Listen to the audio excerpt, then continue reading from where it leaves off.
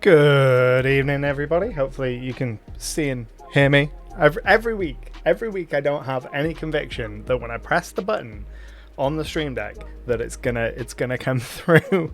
And every week I'm like, this week I'm not gonna doubt myself. And every week the doubt immediate. As soon as I press the button, I'm like, no one can see and hear me. But you can, which is good. Welcome everybody, my name is Anto, coming to you live from the end of the world, and this evening we're going to do a whole bunch of collaborative world building for my next campaign setting for D&D, Pathfinder, RPGs, all that good stuff. Throughout the evening we're going to talk about a whole bunch of stuff relating to RPGs, I'm sure, as well as do some world building for the Jewel Cities of Talavar, which is going to be my next campaign setting, and it'll be a whole barrel of laughs the whole way along, and everyone is going to have a lovely time. How are we all? Let me know in the chat while I make sure that all of my buttons are pressed, all my flims are flammed, and I prepare for the journey ahead. Welcome. I love those little pride icons. They're so cute. Right, I'm going to go ahead and immediately switch to our desktop view so you can see the map. This is the map of the Jewel Cities of Talavar, the region that we're going to be working on this evening. Navtal says, stream is buffering more than usual. Not sure if it's a problem on my end or not. Is anyone else experiencing it? Stream's fine for me. Hopefully it's fine for most people. Let me have a quick look on my end. All of the lights are green, so I assume that means it's fine. Let me have a look at my Twitch window, and I'll wave at the camera and then wait the 5 seconds. Yeah, it seems fine on my end. That's no guarantee that it is, but hopefully it'll be a-okay. So yeah, this that you can see on screen is the Jewel Cities of Talavar, the map for the region that we're going to be working on. We've been doing this now for, gosh, how long have we been doing it for? Like 6 weeks now? It's been going real well, actually. We are close to, if I zoom out here and press my little button here, we are at 287 pins, locations, points of interest for this map, which is pretty awesome. I've said a couple times that my really loose goal is to get to 500 pins on this map before the campaign launches. Still got several months before that's going to happen, I think. Still in the middle of my 5th edition game. We're still at level 15. There's still plenty of things that the players need to do before they either win the day or die trying. So we've got time. Last week, I believe it was, we finished off doing the realm of Aeldal, which is this little section down here, and then we started working on the Vales. So I'm going to zoom in here. Started working on this region here and took some unexpected turns. We discovered that there was time stone ore on the islands off the coast of this region, kind of a time manipulating stone that caused the Vale, and then whatever this section, whatever this place down here is going to be called, to go to war. And they had what was known as the Time Stone War. Very evocative, and the Vale won, and that's why the Vale is super duper rich. Thank you very much, The Blade and Demonic Ronin, for your subs. Very much appreciated. All I remember from last week was the Clock Rocks in Jurassic Park. Yes, Timestone, the Clock Rocks, and Halman's Tor, which has gone ahead and we've updated the map since then. And it's got its own little feature now with a little rock, and there's a town down here, and we've put the watchtower on for the Elysium, the Time Stone. Thank you very much for the sub. And we've also moved a couple of monsters and stuff here. And I've done actually a surprising amount of development over this week. I have been doing a lot with my kind of masterbook Excel spreadsheet. I completely forgot the word for that there. Holy moly, we've got a whole hype train going. That's the first time I've seen that. That's super cool. Thank you very much. completely stunned me, completely taken me to stunning.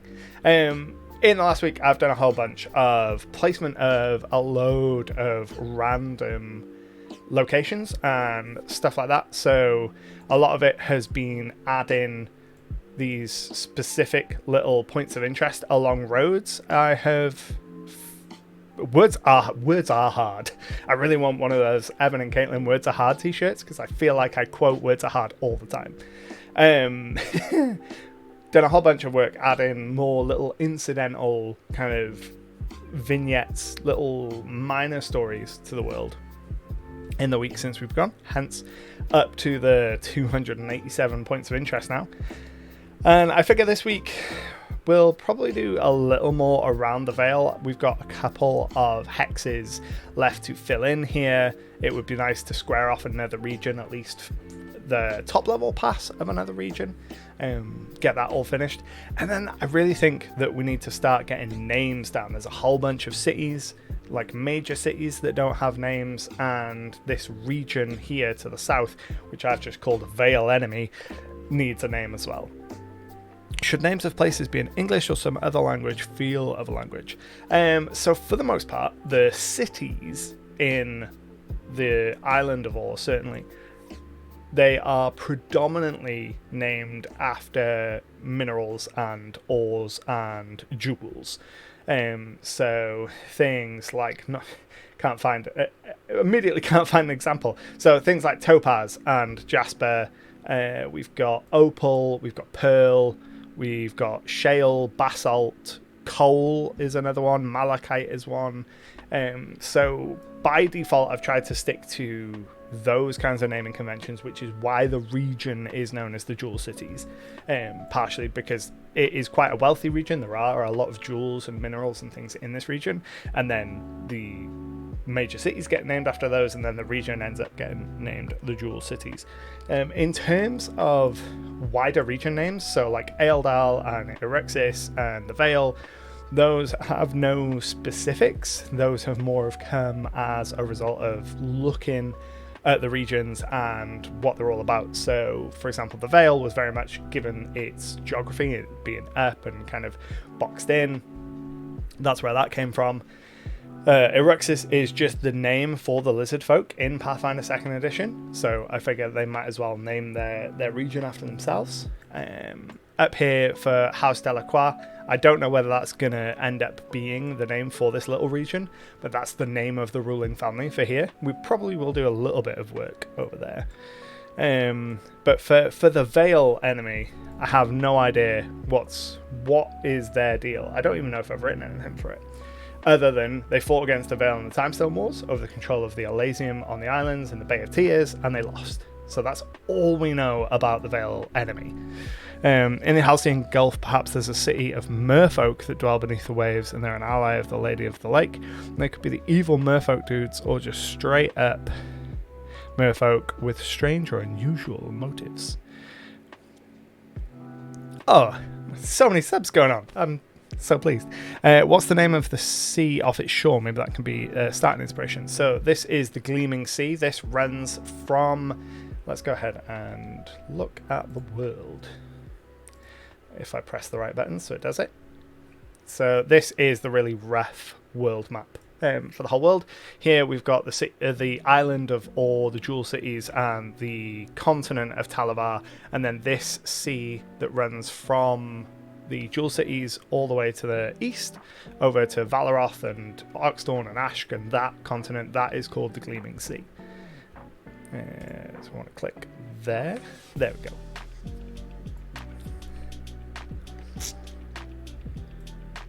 So I think if we zoom in here, I might have a little more information. So the region, the Vale Enemy region, runs from the Gleaming Sea here on the east, and it runs from this river that kind of bisects up to these mountains, and then up here along to the Shield, which is this cliff and mountain range.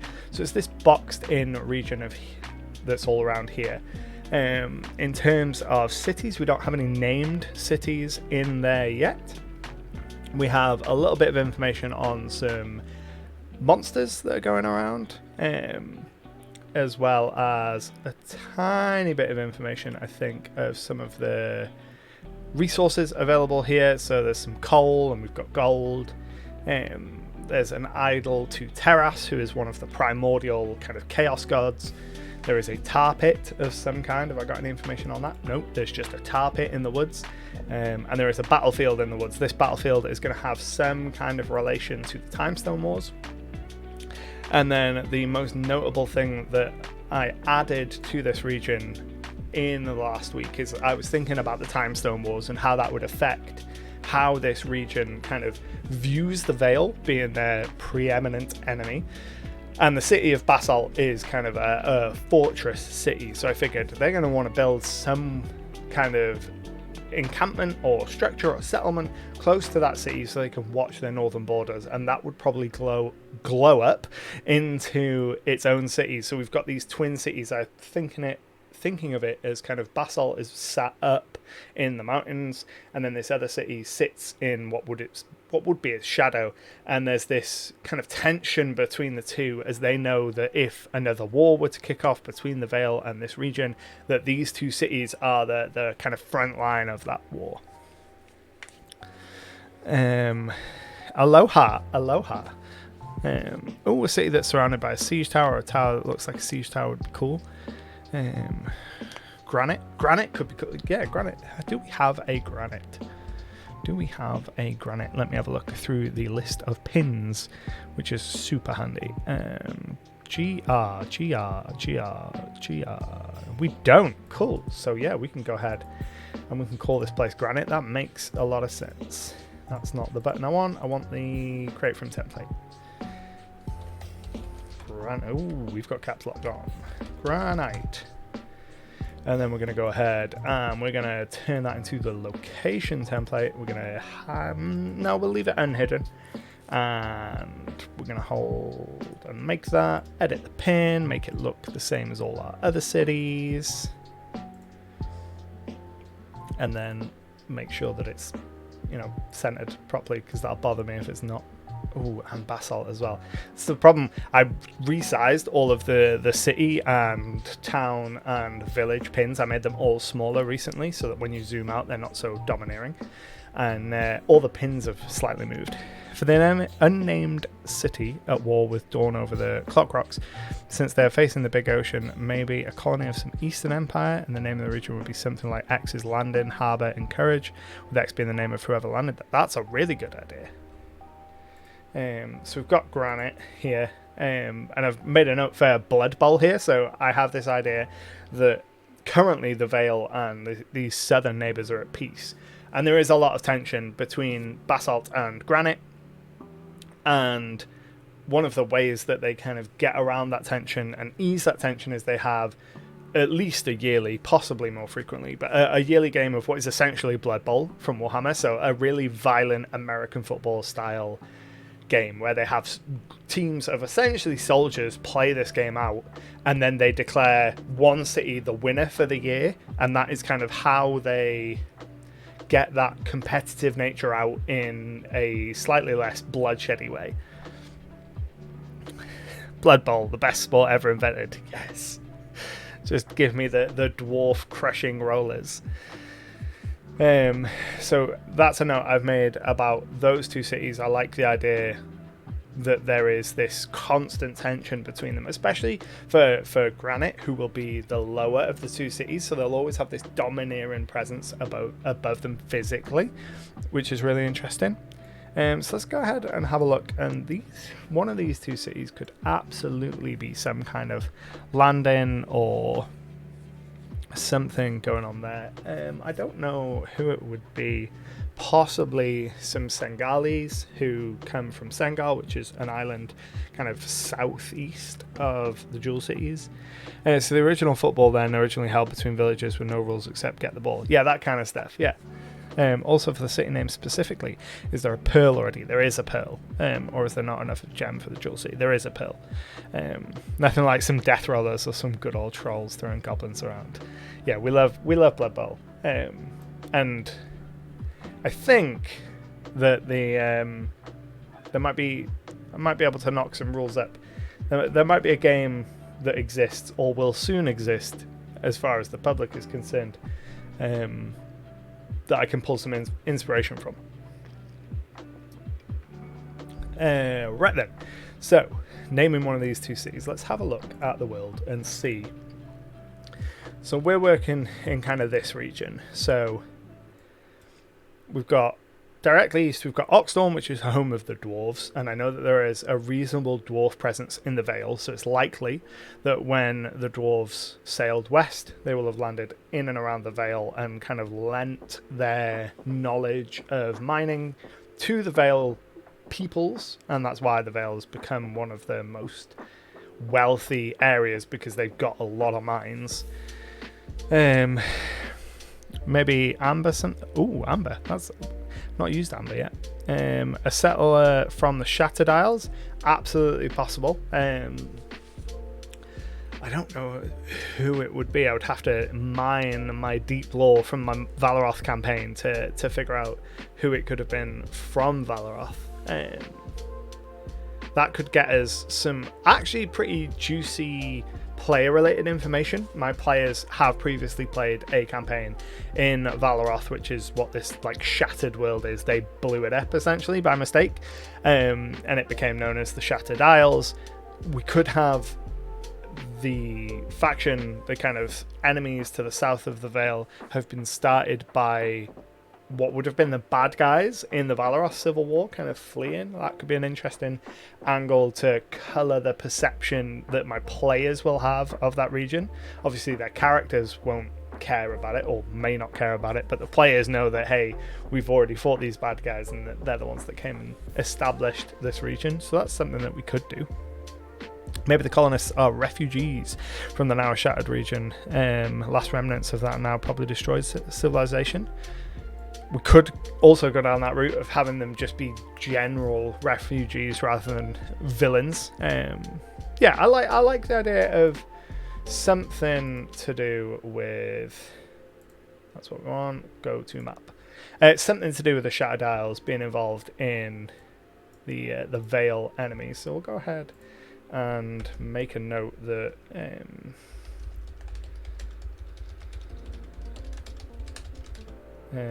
Came from Valeroth. Thank you very much for this sub, Callie.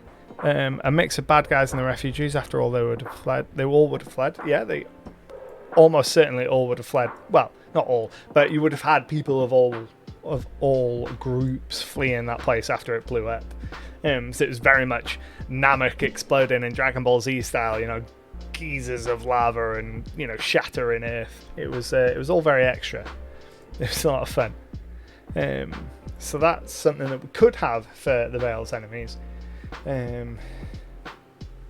So if that's the case, I think that we take the literal approach, like the New York approach, and we go new something. And if we're going to new something, the capital of Valeroth was called Dragonford.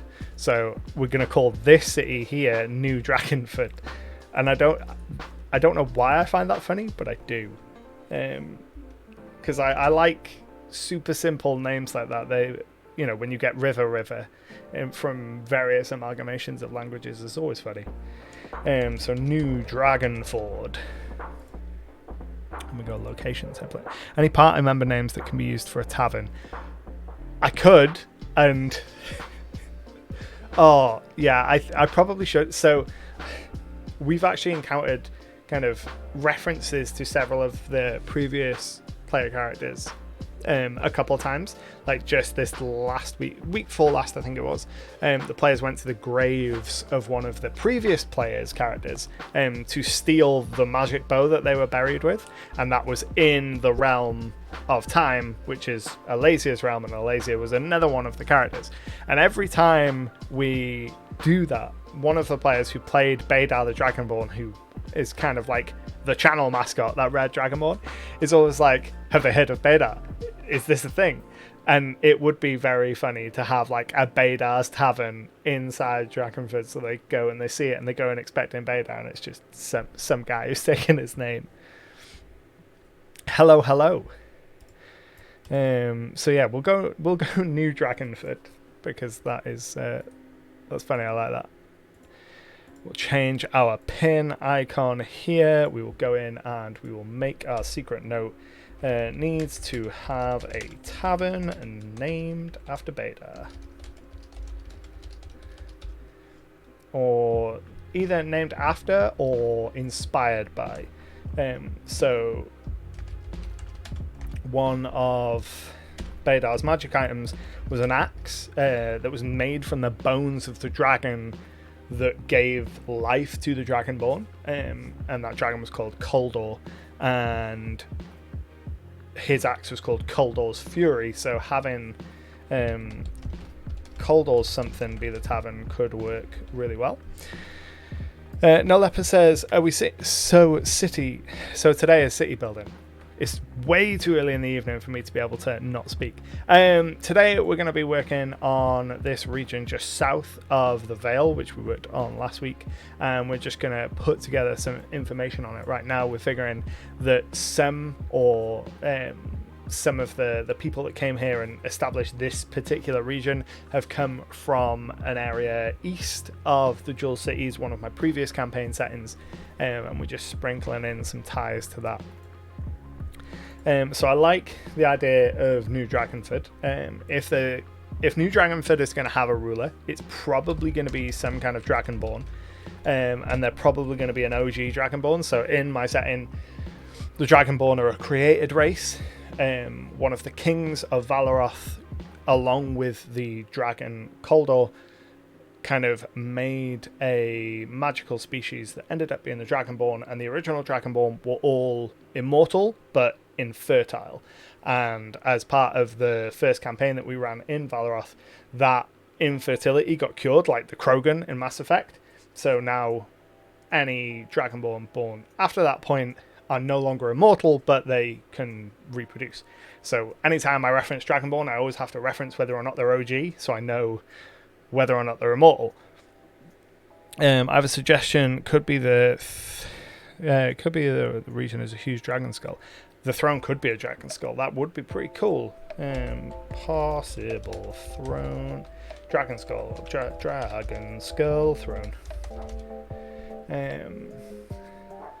So I'm thinking New Dragonford is probably going to be our capital,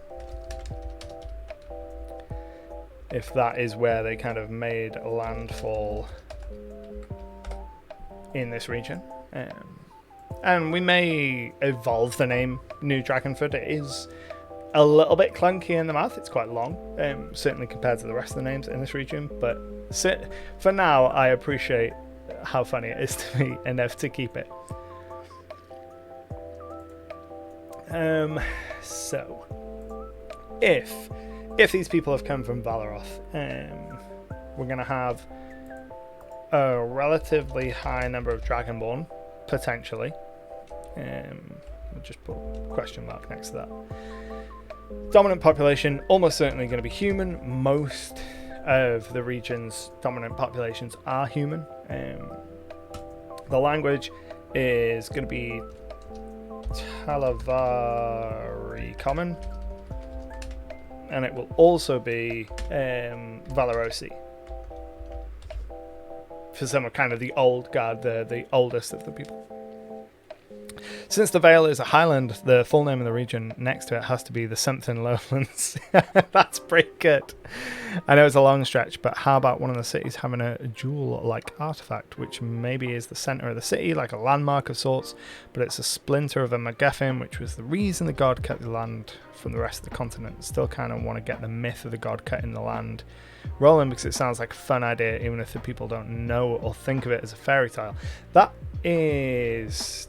it's definitely something we could do. I don't know about having the jewel at the center of the city, only because I very recently took the players to the Radiant Citadel, which has the giant jewel in the middle of the city. But we can definitely keep in mind that idea that the god kind of cut the island of Or away from the mainland for a reason. And I think that we've got a couple of ways that we can go about that. We either go kind of the route of it being there being some kind of evil presence on the island that needed to be separated, or some kind of power that was building on the island that was a threat, something like that. There are a couple of magic items that come to mind. So one of them is the Black Lance down in Aeldal. The history behind that is that there was a long forgotten war, essentially. A collection of weapons were made out of the soul of a devil. So this great devil was defeated, and to keep the power of this creature from kind of manifesting again, they split the soul up into a bunch of different weapons and sent the weapons out into the world as far away from each other as possible.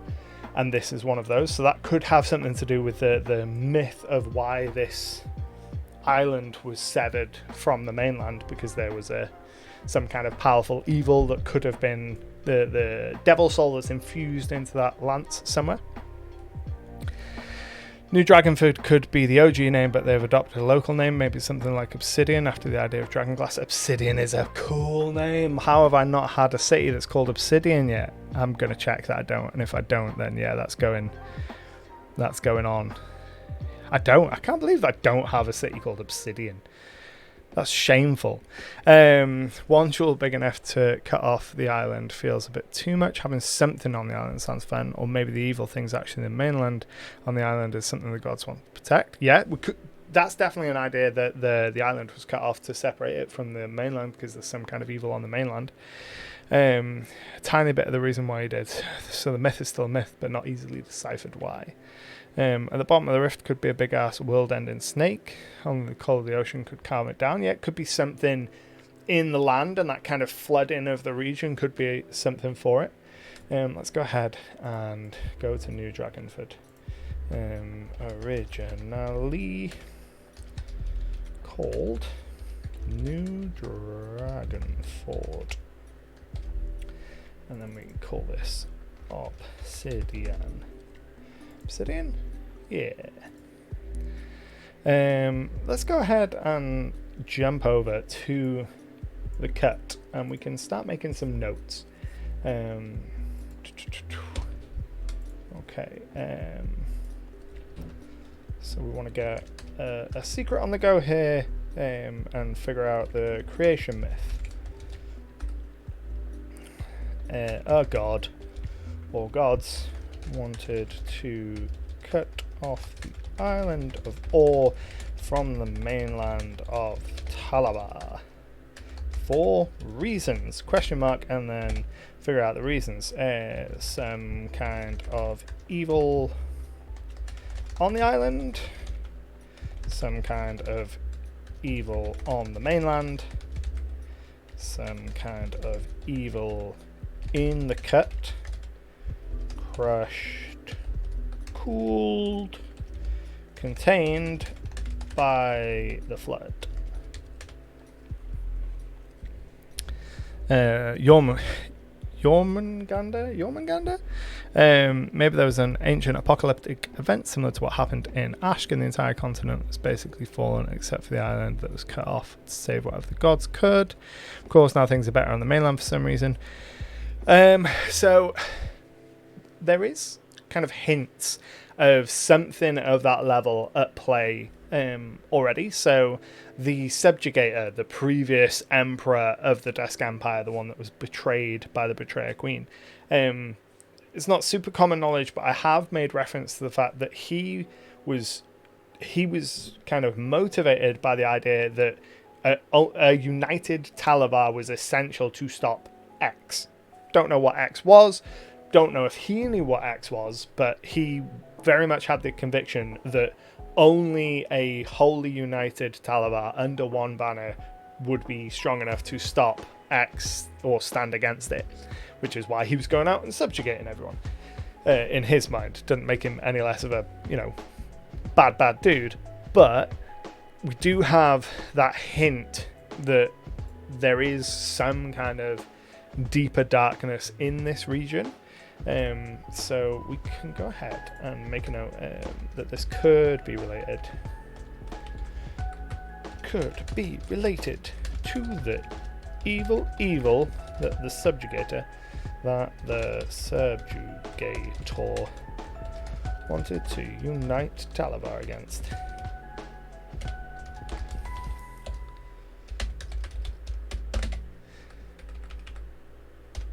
Words are hard. Or some kind of event happened there with the gods did something they shouldn't have done, and the secret lies on the island. Possibly. I don't know.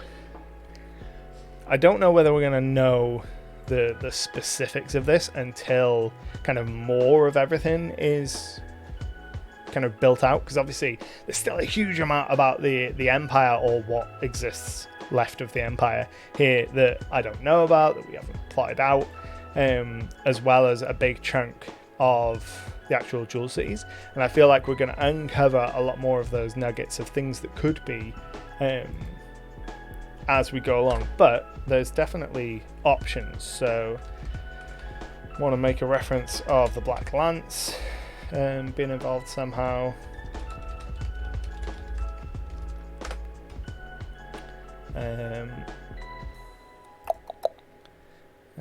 Something relating to the gods.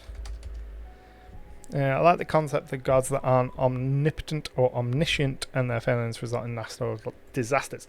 Absolutely. The gods of the setting.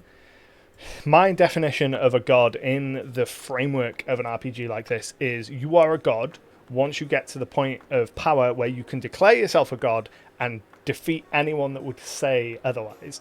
So if you are some kind of spellcaster or someone with power enough to impart your power into others, and then they will go out and carry your word, and you can defeat anyone that would come and say otherwise, then you are functionally a god as far as the wider world in this kind of environment would recognize. In my mind, the answer of, when players get to the 20th level and start beating gods, why aren't they gods? Well, they could be. Like one of my players in that Valoroth campaign ended up as the goddess of time, because that is something that they decided would be a motivator for them, and they went through the process of going to achieve it. So I figure that they aren't just divine beings. They have divine magic, but that's just how the system classifies them. But they are just powerful enough to say, yeah, I'm a god, and defeat anyone that tries to say otherwise. The land could be a seal of some sort. Simply put some obelisks on the coast and you have a giant seal. Acadia style island. Neat idea. There is a seal somewhere. Here it is. So in the Dusk Empire, one of the gods of my setting is a creature called Terras. He is kind of like the World Eater. It's one of the primordial beings, incredibly powerful, too powerful for even the new gods to stop. So essentially Malus, who is like the Prince of Hell, the Lord of all Hell, like Satan essentially, bound Terras in a prison plane under the earth and created 12 kind of shrines or seals to keep him bound, and they have kind of a network of ley lines across the globe between them all that keep him sealed, and the prospect of opening them and unleashing that kind of world-eating monster has come up a couple times throughout the campaigns, and there is one of those seals kind of slap in the middle of the Dusk Empire. How do you hold an overview of that many pins? Because I've been so focused, we've been doing this every week for like 5-6 weeks now, I'm fairly familiar with where everything is. But then I think you can see it on screen. Just here on the right, there is a big old list of all the names. So when I know the name of something and I know that I want to find it, I can look in that list or use the search function.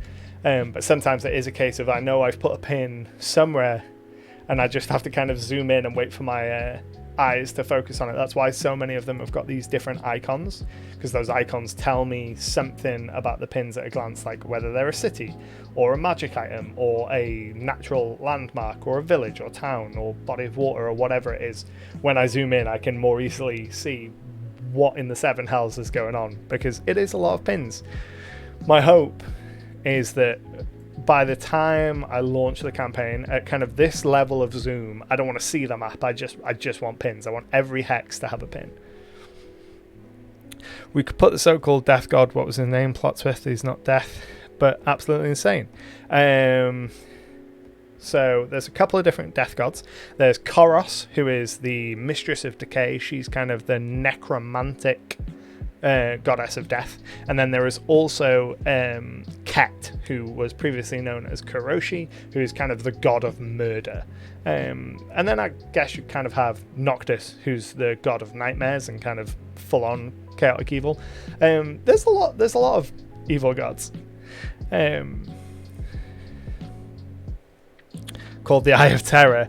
Yeah, it's a full-on Eye of Terror. I've already had the 13th Crusade over in Ashk, so the followers of the Goddess of Protection. There is a city of undead in Ashk called Mahit, and the followers of the Goddess of Protection have launched 13 crusades to try and wipe out the necromancy in that city. In my world, PCs of an older campaign became the gods of the world after failing to stop the apocalypse, so now they're trying and sometimes even succeeding to rebuild the world. So instead of explaining weird things with a wizard did it, we explain that the gods tried to do something else over there and it blew up in their face, and now we have this instead. I guess you run a sort of free roaming open world adventure with this. That is the intention, at least to begin with, and in the low levels. Once the players have access to teleport, it kind of breaks down a little bit, but I want to get to the point where I can lay the map out in front of them and just say pick a point, just choose any point, and there's going to be, content there, or at least enough pins with a sentence or a paragraph of inspiration for me to build out the content really quickly. I meant the god who was killed. Oh, Traxico the bard, the god of poetry and music and passion, who was murdered. And they have a couple of places relevant to them here. They've got the grandfather tree in the Unclaimed Lands, who is said to have given some wood for the loot that they played. And I believe there's something else as well, but I can't remember what. Knocking around. We could have something relating to Traxico. I guess I need to figure out when the cut appeared in kind of big, kind of high level terms. I don't think it's going to be within the last couple hundred years, because obviously we're building this out for a system in which creatures can live for centuries. You've got elves and dwarves and a number of long-lived races. So I don't want necessarily anyone alive to remember it, or I want the vast majority of people not to be able to remember it. So if we're going within the lifespan, we want to go 1,000 years plus.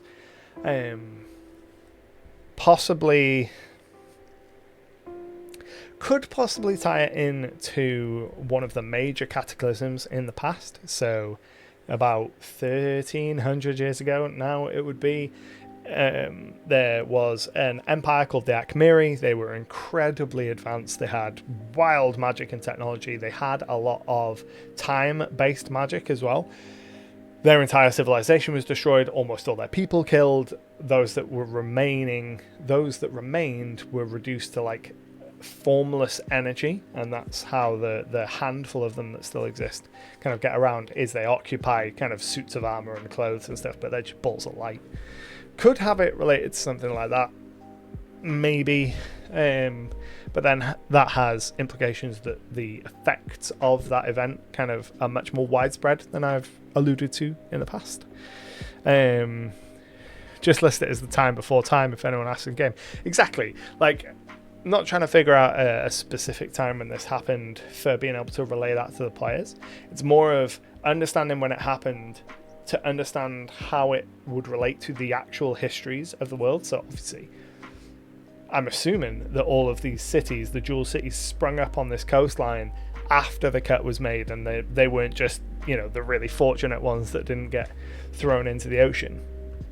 Which means that it needs to be long enough ago that it was a completely different civilization in this region, because otherwise you'd still have cities and settlements and documentation and kind of a remembrance of what happened.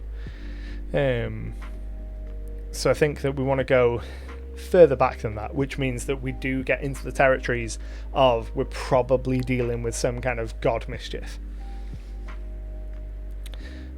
Again, enough for a few elven druids to talk with experience. Yeah, open world campaigns are the best. I think that's where D&D really excels as a system. Yeah, I like open world campaigns a lot. I think that they start to break down as you get up in level. Once the players have access to things like teleport, unless the campaign has been set up specifically to be an exploration style open world campaign, the players, in my experience, are more concerned with getting from point A to B, and they will just teleport there if they can, and it misses out a lot of that open world experience. I think that might be one of the reasons why I like early level play more than I like high level play, because I feel like the players engage more with the world because they don't have access to as much of that magic that lets them get around things. They have to engage with things in maybe a more visceral way. You know, they encounter a problem, they might not necessarily be able to solve it with magic, or they have to get to a place, they have to interact with people to figure out how to get there rather than, you know, the snap of the fingers teleport. By the way, what is the shape of the world? Is it a planet? It is a planet, yeah. The skies atmosphere or a fragment, a non-planetary world, can be used to explain a bunch of fun apocalyptic events. Yeah, this is, as far as anyone knows, just a planet. The reason being, at some point I would really like to run Starfinder, and when I run Starfinder, that will be set in the same universe, so this planet Ishtar will just be a world in my Starfinder campaign, and all the gods and stuff will just port up to the Starfinder campaign. And ever since I made that kind of decision in my head, it's helped contextualize a whole bunch of stuff. So when I think of the idea that this is a world that exists in a future Starfinder campaign, a future spacefaring campaign, when the players are like, oh, well, why aren't the gods intervening in this thing? You know, this is the end of the world. I'm like, well, there's a million worlds out there in the universe. They probably don't even know that this is happening. It's the end of your world. It might be nothing to them, kind of thing. Yeah, but it can take a while to get to the point where they can easily teleport around. Nope, we skipped some. Maybe an empire that studied the stars made conflict with your precursor empire. Something happened with their star study, corrupting them, making them gods separate to the Isles. Desk Empire found one of the star omens, and that's what the subjugator fears. Some kind of otherworldly element for what the subjugator feels would be very cool. So let's go something otherworldly. Is teleporting the same in Pathfinder 2nd Edition as PF2? Let's go ahead and have a look and see what teleport is as a spell. So it's a 6th level spell in PF2. Teleport D&D Beyond. Teleport spells D&D Beyond. It's a 7th level spell in 5th edition. So I believe the destination for teleport is just anywhere on the same plane of existence. Yeah, so it must be known to you and on the same plane of existence, and in Pathfinder 2nd Edition it only has a range of 100 miles. And then you can heighten it to go up to 1,000 miles at 7th level. Any location on the same planet, same solar system, and then any planet within the same galaxy. That is bonkers, but I do like it sticks on the same plane of existence. So yeah, teleport little bit weaker in 2nd edition Pathfinder than it is in 5th edition, but it has potentially much cooler applications once you get up high level. Where does teleport option come from? Never played a D&D game with teleport. That surprises me. Like, I suppose it depends on how high a level you play up to. Because if it's a 7th level spell, what is that for wizards in 5e? Let's have a cheeky gander. They get 7th level spells at 13th level. So yeah, I suppose if you're not playing up to 13th level, then you're not going to get to teleport in 5e. So I suppose for a lot of people it actually isn't a problem, because level 10 seems to be about where most fizzle out. My former player simply had no agenda, no goals, and there were players and nagged about it that Rogue didn't because of it. Yeah, players not having their own agenda can be a real pain. If you put them into a space and say, right, you get to do whatever you want, but they don't have anything that they want to do, it can be really hard to deal with. You kind of have to sit them down and be like, look, you wanted this. You wanted the open world, the sandbox. You don't want to be railroaded. You got to give me something. I personally put a soft cap at level 10. You don't stop leveling after it, but it takes significantly more XP. One of my previous games made it so they need to know a location enough to be able to picture it in their mind's eye in order to do it without random troubles. It's not an island, it's a place where a second moon has fallen into the world. That's pretty metal. It's also uncommon, which seems to be PF2 slang for hey, the DM isn't obligated to include this. Yes, that's a really good point. I brought that up with my players the other day. So they're getting excited about the next campaign. You know, they've started the process of thinking about it, kind of, which I wasn't aware. I knew one of them was, but I wasn't aware all of them had. And one of them brought up wanting to play, I can't remember the name of like the Aarakocra equivalent, the winged humanoids. And I was like, no, not again. Not dealing with flight from level 1 again. They can't fly at level 1, fortunately. But then it came up, the whole uncommon and rare. I was like, you can choose anything you want that's common. Uncommon or rare, you're going to have to run by me first. And that kind of put some brakes on them. And I'm like, oh, we weren't aware that was the thing. I was like, yeah, because we haven't spoken about it, because I didn't think we were at that point yet. But no, I like that rarity is significant in Pathfinder 2nd Edition, because it does give you, as the game master, the ability to kind of dial in what kind of game tone you're looking for. So being able to say, right, okay, you need to run these things past me, and they're not just an assumed default, means that you can catch some of the things that either don't fit in with your world or don't make sense in the story that you're trying to tell, which is really nice. I mean, the DM isn't obligated to include anything, but some people find it difficult to grasp such a simple truth. Yep. My old DM made it something that you need to get very lucky and find in an old scroll or tome in an ancient tomb, because of the ancient magic but no one living can create. That's a really good way of handling some of the more powerful magic stuff, for sure. I always make my new players reach a place of at least once before they can fast travel there, unless there's a reason they can't. Rarity system is so subtly important, but I have no animal races in my setting at all. A party ought to look like the Fellowship of the Ring, not the local zoo. Exactly. You know, if that's something that you and your players all agree on, and that's the kind of game that you want, 100%. I made a similar kind of comment when I was talking to my players about the uncommon and rare thing.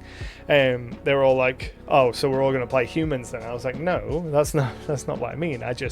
There are some really weird races in Pathfinder 2nd Edition that don't vibe with what I have in mind for this world.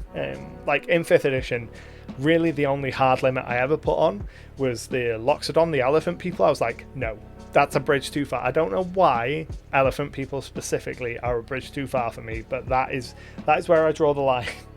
No elephant people. And it's become kind of a meme in our game at this point. They'll go, arrive at a new place and ask, are there elephant people? Or the prospect of death will come up and someone will be like, I don't care if I die, I'll just, respawn as a Loxodon. And I don't know why the elephant people are the ones that I really take issue with.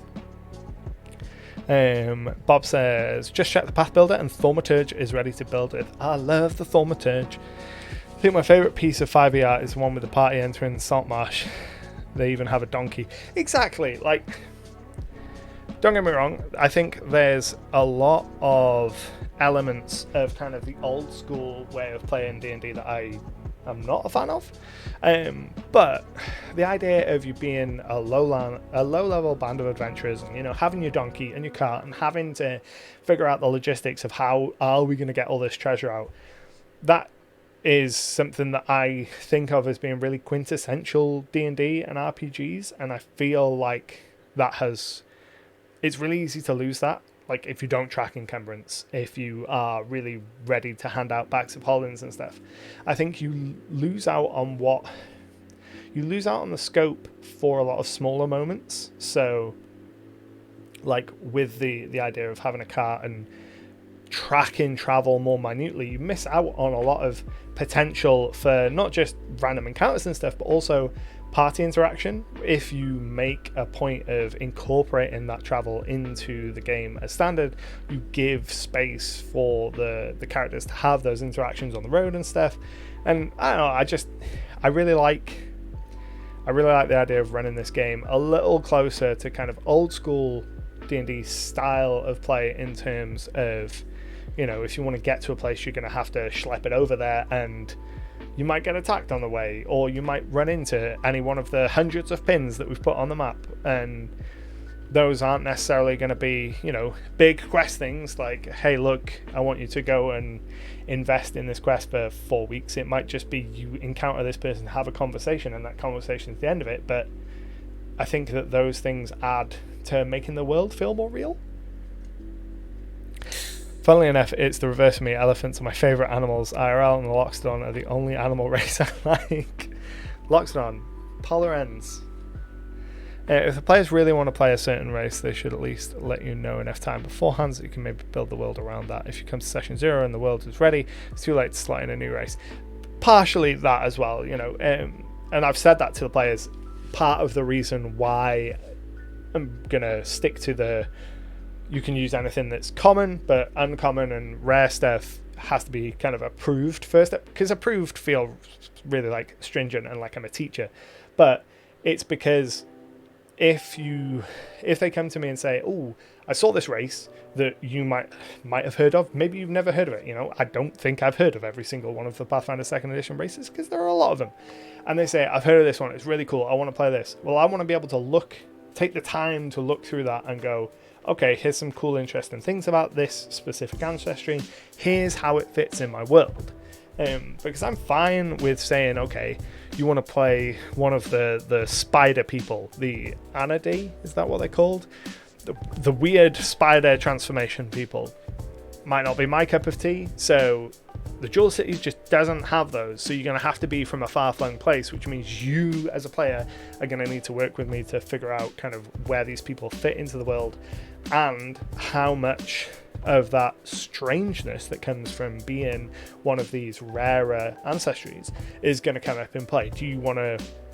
Are you interested in playing such a strange and alien creature that when you go into a new place, you have people staring at you or being weirdly hostile because you're a spider person?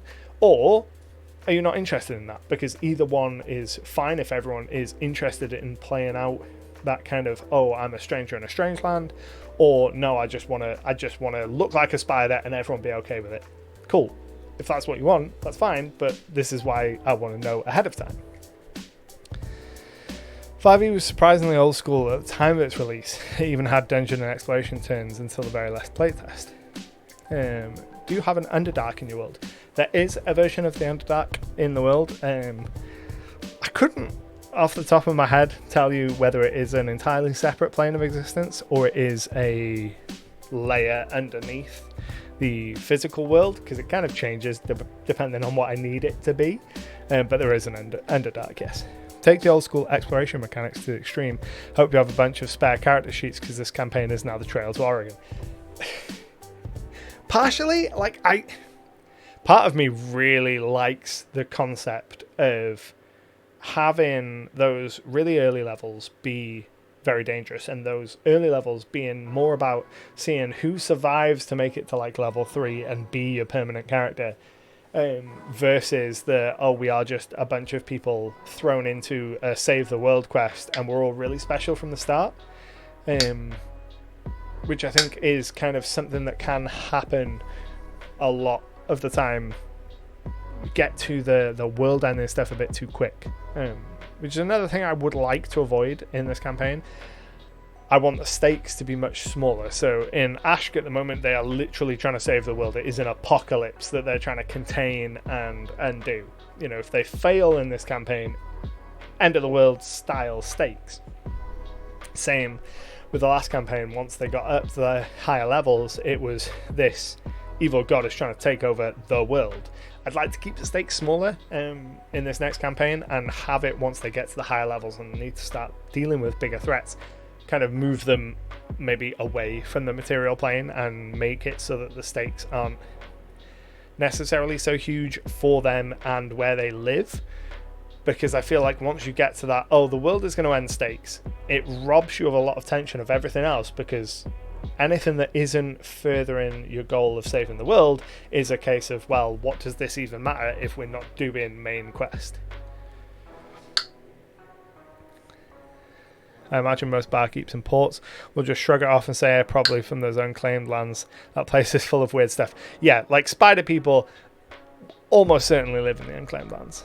Now I think that there's small wars in your world about how the land rift has been created. I think that the small wars in your world about them. I'm not sure 100% understand No Leper. But that might be my brain. Now I think that there are small wars in your world about how the land rift has been created. Could have been some kind of war. Probably some kind of conflict between gods if it's going to be anything. Maybe have them start at level 0, or basically just a race with no levels. Then the first couple of sessions they gain the first level. I don't think they would enjoy it. I think that I like that concept. I quite like the idea of really stripping a character down like that. I'm pretty sure that the players aren't going to like it. Which is fine, you know. I'm not interested in running a bunch of stuff that they're not interested in. The best way, in my opinion, is to start with the world level threats, but not let the players know it. Let them start with something a lot smaller and more personal, slowly reveal it part of something much greater. Yeah, that's my general approach. You know, it wasn't like they started in Ashk and the world was ending straight away. We took, months to get to the point where they kind of became aware of it, and it was only really, again, they kind of ended the world themselves. So we played, I want to say, something like 40 sessions-ish, maybe. And then they were on their way back from doing a completely mundane mission, and on the way they came across a random dungeon that had been marked on the map for a while, so I knew it was there. I knew it was quite high level. They get there, there's a whole bunch of warnings in kind of every ancient dialect being like, this is a really bad place. Obviously they don't heed the warnings. They go into the situation, they release a demon, and the demon absolutely crushed them. Like, it was brutal. Like, dominated members of the party, hand members of the party, murder one another, like silencing the wizards, and then took all their bodies and yeeted them into the abyss and transformed them into like demonic lieutenants that they're now in the process of like fighting one by one. But then when they made new characters, the very first mission that those new characters had was, get this MacGuffin. This MacGuffin's got a whole bunch of bad stuff in it. Don't let it be opened. It's Pandora's box. They let it be opened.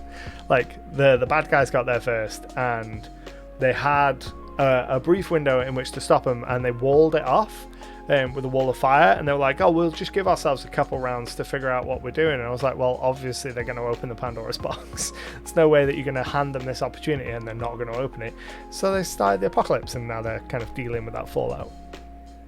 Classic Lovecraftian story of trying to find your long-lost relative, only to slowly discover the terrible eldritch things he was messing with that led to his disappearance. We could do some time mischief here. The reason why the rift appeared has not just happened. Possibly. Could be timey-wimey related. I feel like we run the risk of getting a bit too time-focused if we do that, though, because we've got the Time Stone Wars and several points of the world history of Ishtar has time chronomancy related stuff. I don't want to lean too heavy on time in all instances. So I think that we're almost certainly going to have some kind of god-related incident between them. But we might place a dungeon or a tomb or something that can be used in that as we go along. But I think for now I want to focus on the Vale enemy. The Vale and the Vale enemy, kind of this region to the south. To get started, I'm going to fire up my Excel spreadsheet, and I am going to go to my generic point of interest calculator, and we're going to go and look, see if something pops up. Something that could kind of spin some hex-based nonsense. Okay, so environmental hazard. Okay, so let's have a look and see where we can add some environmental hazards and what they can be. I can't remember whether... I'm pretty sure that Pathfinder has some rules on hazards, which are right there. So we've got a whole bunch of hazards that we could have. Cannibalistic echoes. Don't know what it is, but it sounds cool. Pack of cannibalistic spirits swarm through the area. Pretty cool. Do already have some cannibals in that region, so I don't... not necessarily going to do that, but that's cool. I like that. In the mountains, poisonous yellow gas. Poisonous. We've got a poisonous gas. Surely there must be. Coastal region of the New Dragon Watch, and maybe the city to the southwest could be called the Gleaming Coast. This is next to the Gleaming Sea. The more the island area between the coast and the Vale need a different name. We could have the Gleaming Coast. Absolutely. Let's have a look. What's desperate hunger?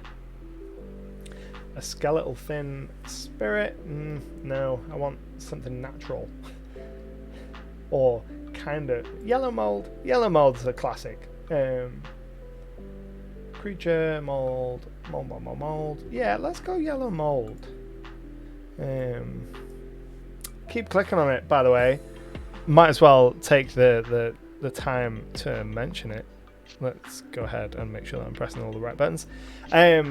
I recently announced that my magazine side quest, which I've been running for over a year now, I'm bundling the first 12 issues into a hardback book, and that's going to be coming to Kickstarter in September. So click on the link and come sign up to get notified when that goes live. I keep clicking on it is why I bring it up, because you keep getting flashes of it as I'm switching between tabs, because I put it up there to remind myself to be like, hey, talk about this thing.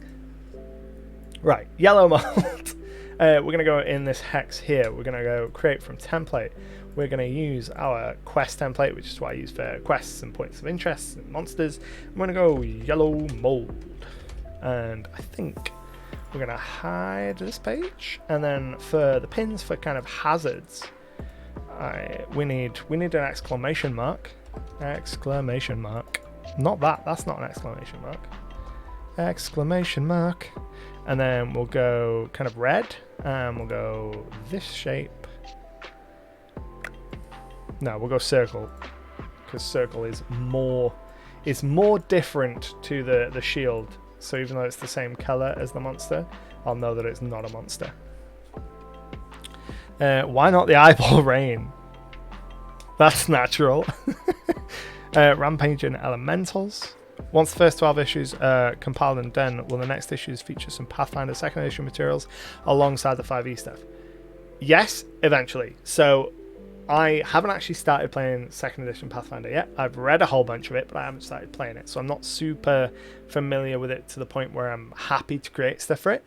Once I've been running 2nd edition Pathfinder for a little while, my goal is to absolutely start including PF2 stuff alongside 5e stuff in side quests. So when people submit new monsters, I'll have a 5e stat block and a Pathfinder stat block made up, so that you can use it in either system.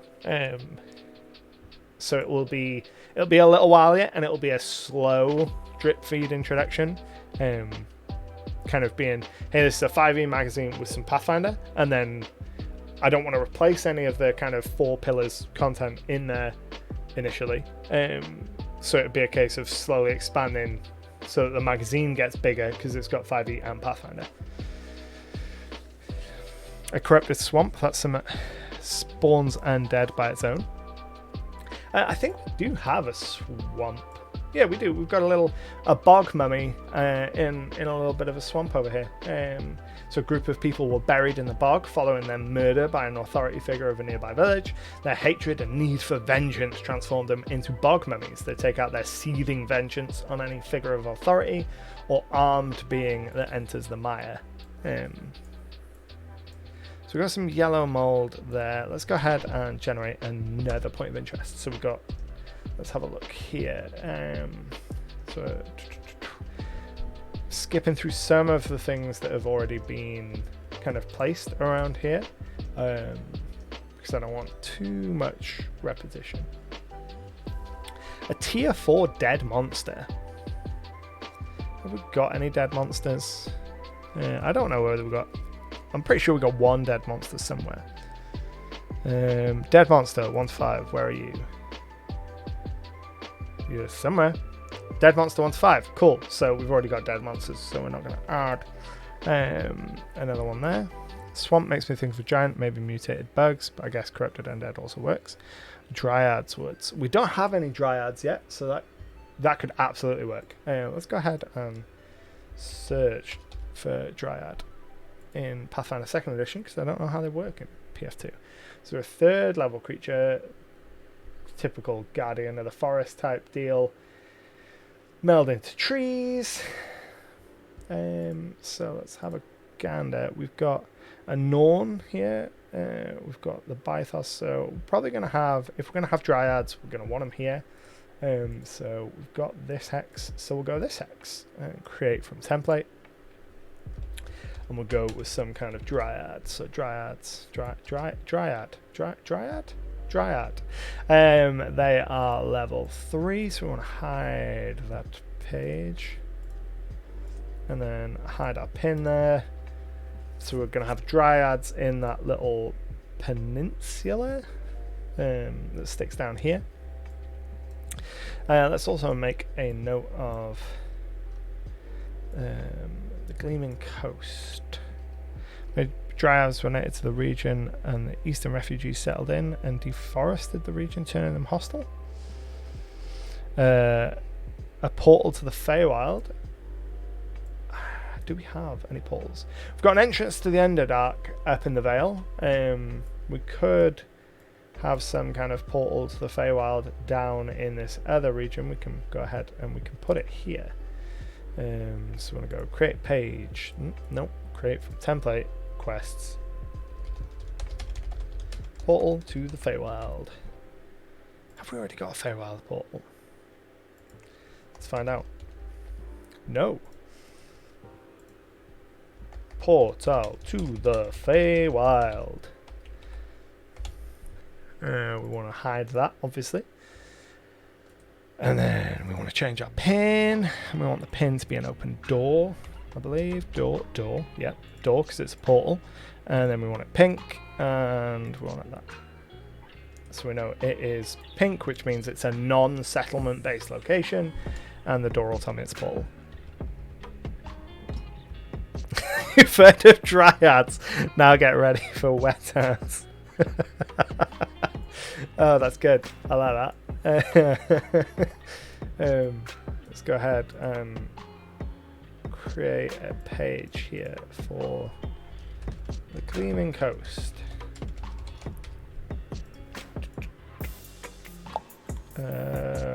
Icon only.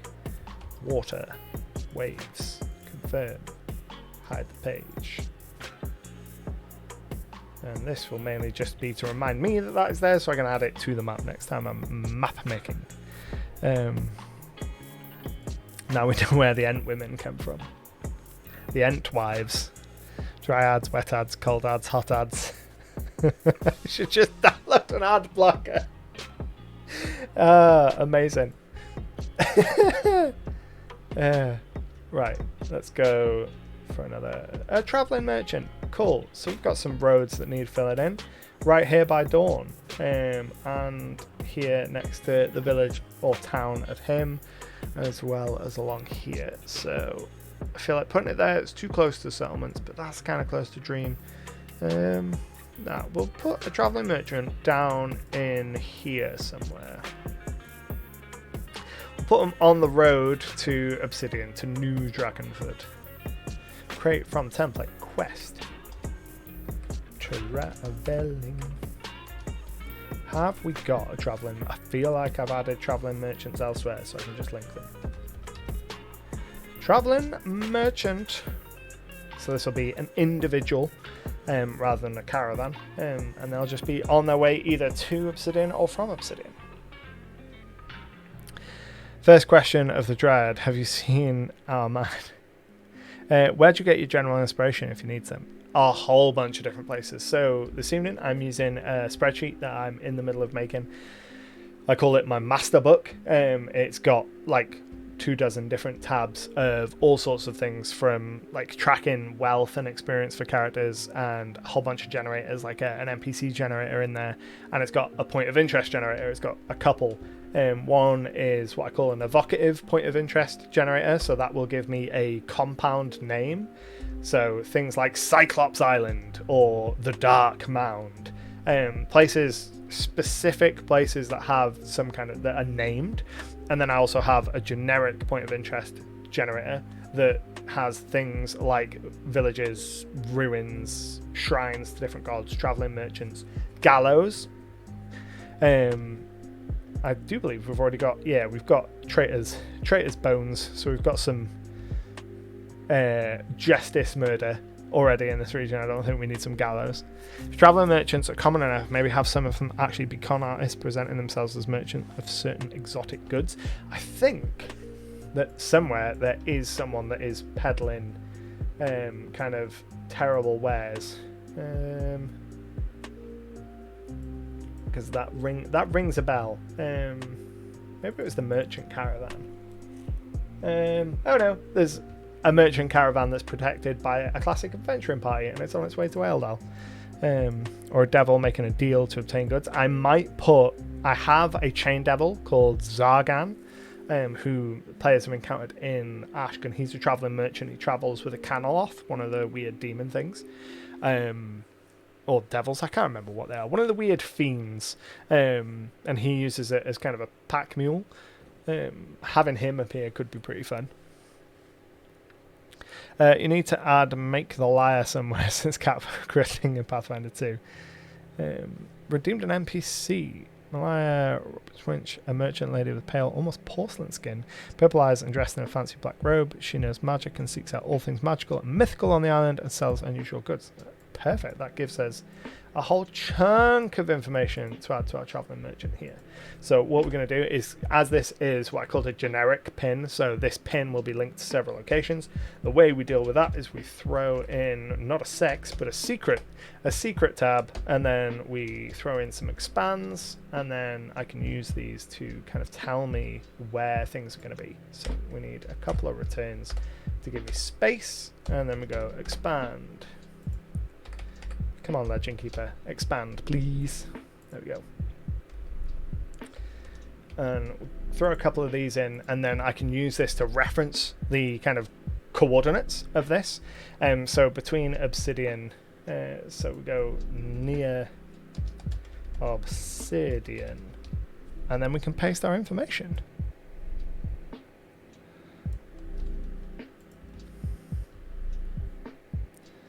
We only caught we caught all but the possibly most important part of the name.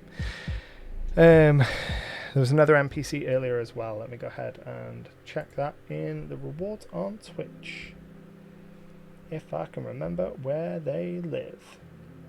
It's not manage goals. It's not raid channel. Stand by. Where does it live? Let me go ahead, and if I click on it, it shouldn't it? Should it? Nope. For the life of me, I cannot remember. Obelisk the Wanderer, there we go. It just happened to be right there. Elias 3381. If you are still around, I completely missed Obelisk the Wanderer. So go ahead and tell me about Obelisk the Wanderer. Elsewise, I will make a note and paste that in so I've got it on hand for later on. And then eventually I'll remember how I get into my rewards. Introducing channel points. Get started. Perfect. Manage rewards. There's the button. That's the button that we wanted. You would get there eventually. View rewards. Manage rewards. Custom rewards. Default rewards. For some reason, I cannot for the life of me remember where the button is. But I will figure out where the button is, and I'll go and clear them all off as any more comes in. Twitch is endlessly confusing. Like, the back end of Twitch is a mess. Let's go ahead and make sure I've got that. Cool. So we've got our wandering merchant. Malela. Merchant lady with porcelain skin. She kind of behaves like a noble woman, always has a motherly smile, even when then threaten you. Unusual. Also likes unusual places to visit. Could be a useful NPC to have. Could also have kind of notes. Maybe sells like not treasure maps, but like dungeon maps for locations of dungeons throughout the world, and that could be a really good way of giving the players some direction. So they meet this traveling merchant who's like, "Oh, hey, you know, you're adventuring types. I've got a whole bunch of places that you might be interested in." Not so much a treasure map of, oh, go here and you'll find riches. It's more of, go here and there'll be interesting things for you adventure types to do.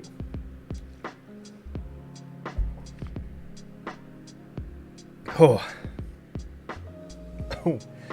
Right, okay.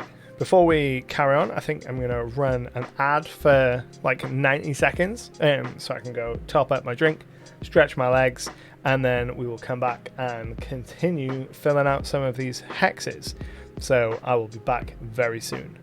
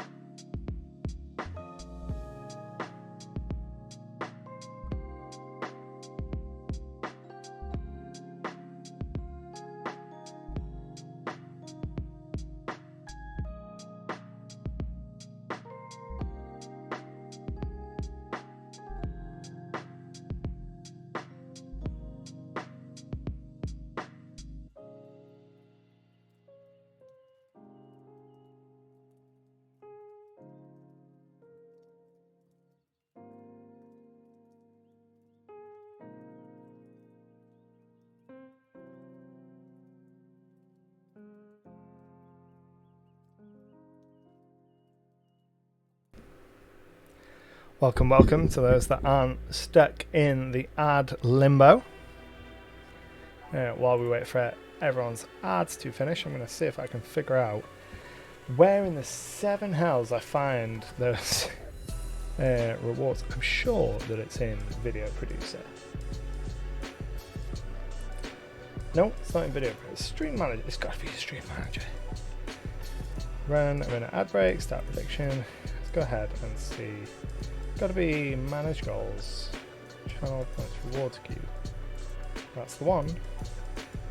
Don't know why it wasn't there before, but that's exactly what I wanted to find. Perfect.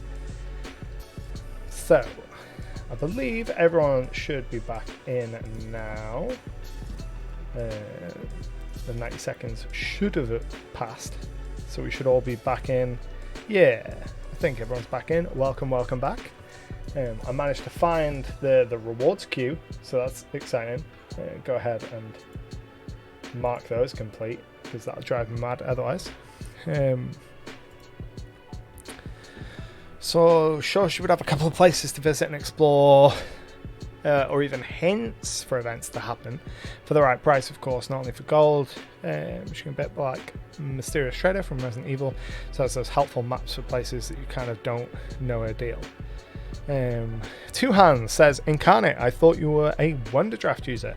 This is indeed a map made in Incarnate. I switched to Incarnate for my world maps a little while ago now, purely because the base images, the base assets within Incarnate are significantly higher resolution than Wonderdraft. So when you export out, especially when you're exporting out at 8K, which is what this base image is from, it's been compressed to get it up into Legend Keeper, but it means much higher resolution maps. Is there a place where the Empress assassins live and train like a monk temple? Not necessarily. There are... Let's have a look. There could be. We could definitely have some kind of like Black Ops site in the Desk Empire somewhere.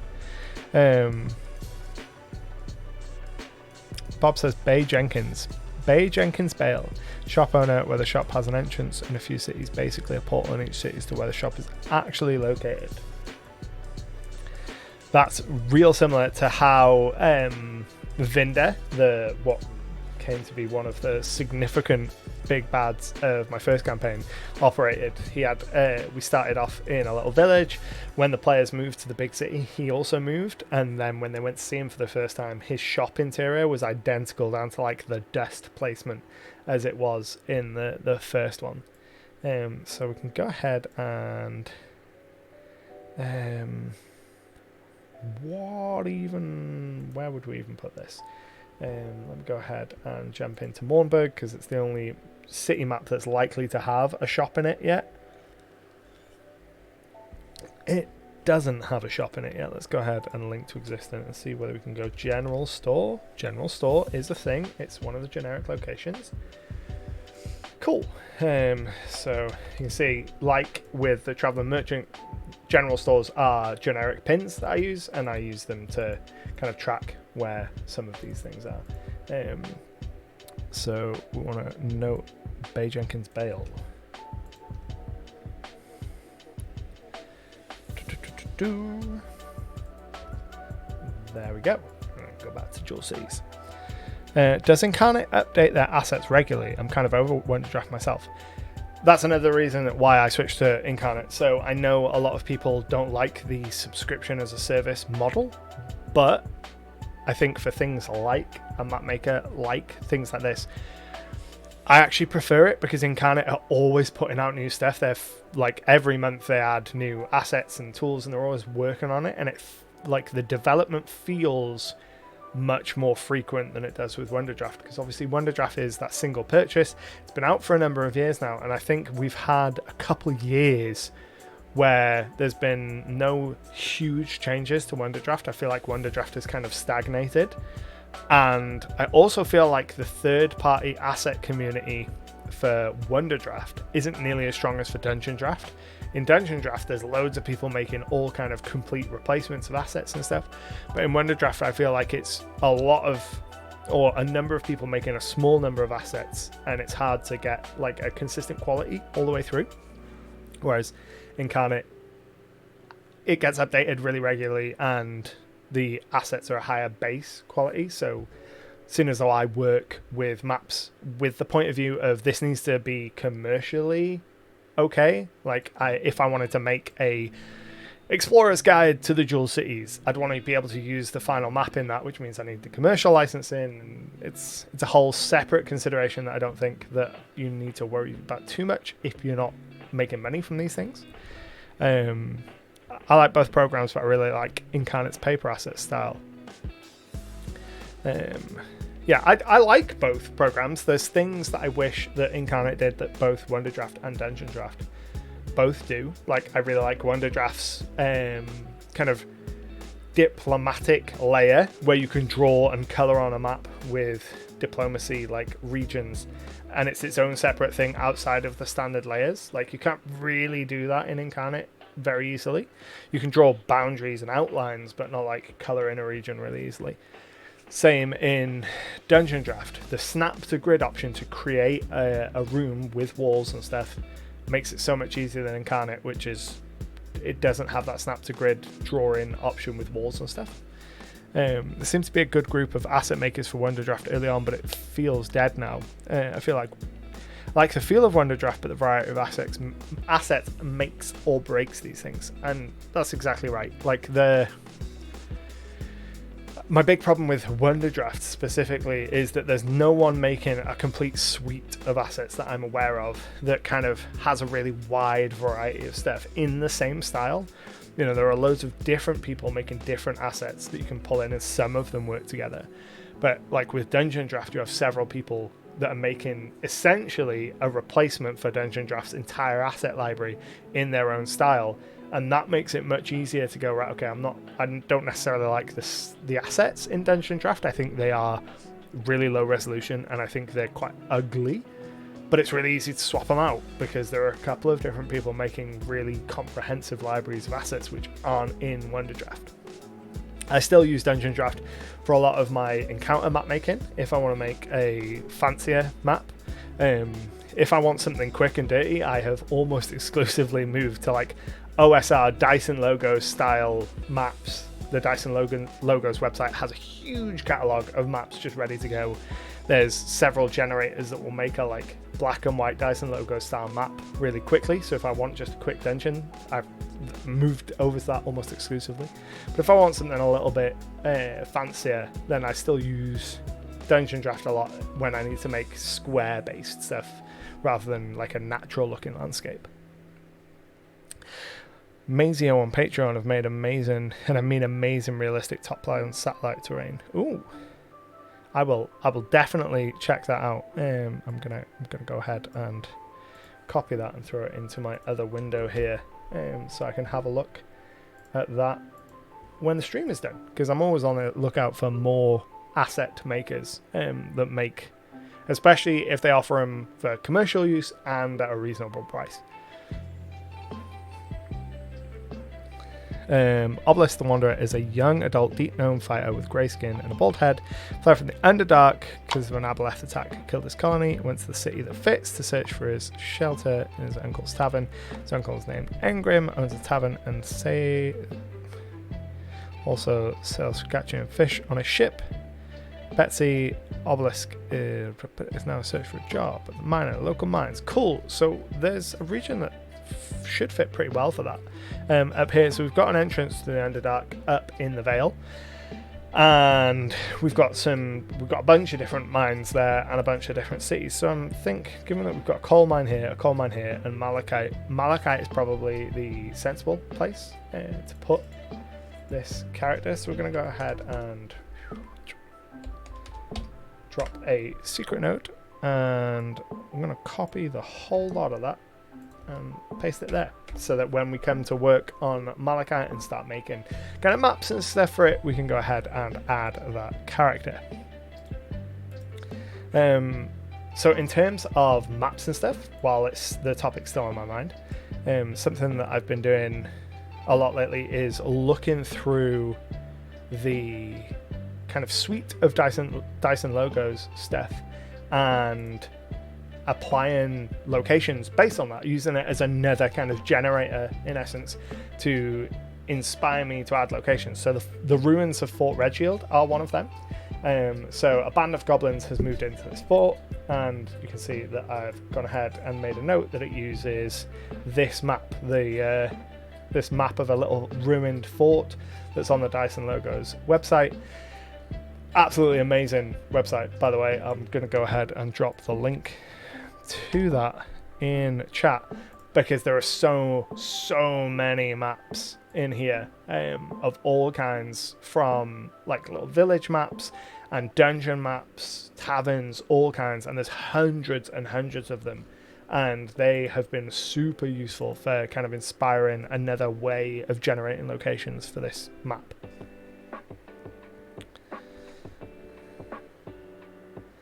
That Meso stuff is amazing. Holy moly, that Meso stuff is good. I've just loaded up the Patreon, and just the header image looks really cool. I'm definitely going to check that out and see what I can do with that. That's really cool.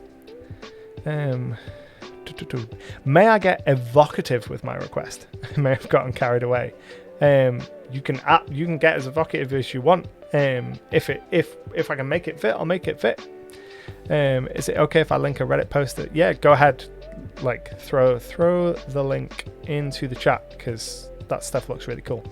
For the Dragon City, how about adding some kobolds to it or near it, because they're drawn to the dragon stuff in there because, well, they're kobolds. 100%. Kobolds in my setting. Let's have a look at this Meso map. Well, that does look really cool. That's exactly the kind of map that I want to make in Wonderdraft, that kind of satellite view. Super cool. So kobolds in my setting are another created race. I think of the Dragonborn as like Captain America, the super soldier, and there have been several attempts at remaking that kind of super soldier in the years since the Dragonborn were made. Kobolds were one of them, and it obviously didn't go as well as it did with the Dragonborn, and they are kind of obsessed with dragons as a general rule, because they're a created race. They are descended from dragons. They take that really seriously, just as a general rule. So absolutely, New Dragonford would likely have some kobolds. Let's go ahead and make a note that I thought we'd added a whole bunch of stuff to this page about who lived there. That makes me think I've clicked on a different one. Or did we do it? We may have done it in Granite, actually. No, we didn't. I'm going mad. I have distinct memories of writing down that the population in this place was Dragonborn, but that's fine. I'm just losing my marbles. The party. The faint sound of music coming from somewhere off the road.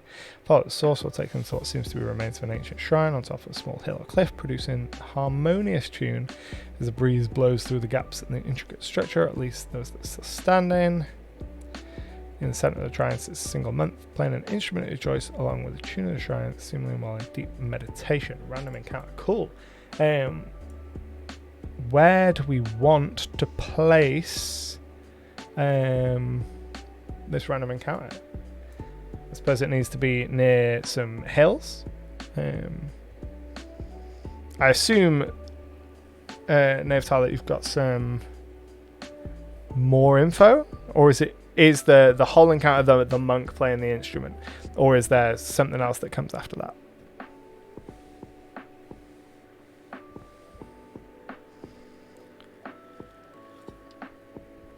Because we can absolutely add that. We can add that right here, because we're near mountains. So I'll go ahead and set that up here. No, we need to do it as a link to existing. Nope, from template. Quests. There we go. Cool. So we've got the monk, the instrumental monk, instrumental monk. I know words. Right, okay, let's change that pin there. We go standard pin. Woo! Follow a goal map. Thank you all very much. And then we go and we'll copy all of that and paste it verbatim.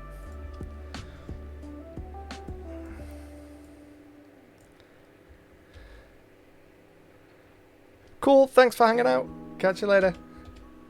What happens later is up to you. Sounds similar to Delirium singing tower from Doctor Who. Maybe the monk may give him knowledge.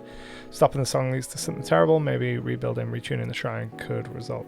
Yeah, no, that's cool. That's exactly the kind of stuff that we want from these little vignettes, these little story vignettes, is to have just something to be a source of inspiration, because obviously I don't know what level the players are going to be when they encounter this creature, this monk, when they're in this region or anything like that. So the whole point of these is to be fairly broad and just be a starting point. So we now know that there is a monk and they have their instrument there, and if the players are in this region and they move through that hex, then I can go in and be like, right, okay, I know that the broad sense of what's here.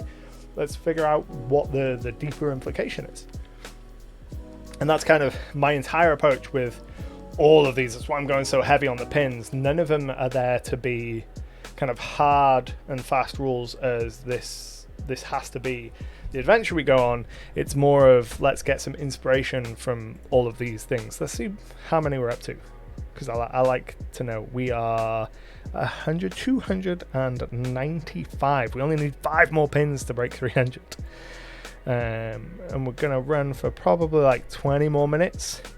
So we got like 4 minutes a pin. We need to be efficient in getting these pins down. Wasn't there a region with a lot of musical inspiration? I remember saying that you took inspiration from... Oh, yeah. Let me go ahead and drag pin in, turn on pin drag, and I'll move that over down into the unclaimed lands. Instrumental monk. It needs to be up high, so we're going to go and put him on this cast here.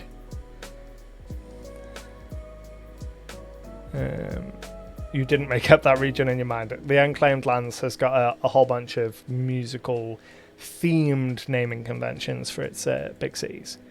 Cool, so we want 5 more pins before the end of the stream. So we're going to go back over to the Southern Vale enemy place. And we're going to figure them out.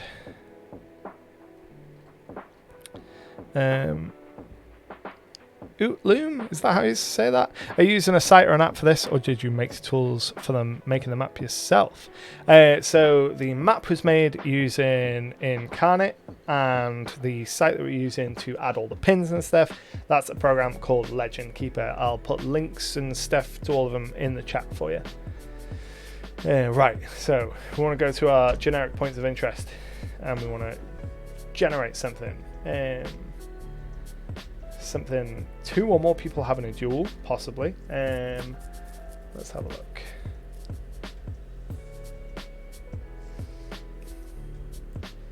Secret faction base, 2 or more people. Nothing is immediate. Oh, a wizard's tower. It's been, I don't know whether there are any wizard's towers yet. So yeah, let's go ahead and add a wizard's tower somewhere. So start here. So we've got a wedding ceremony happening down here. We've got the Traitor's Bones, the City of Obsidian. We've got a Traveling Merchant and an Owlbear. Want something for a wizard's tower. Wizard's towers make me think of, what's the word? Villages? Villages, that's the word.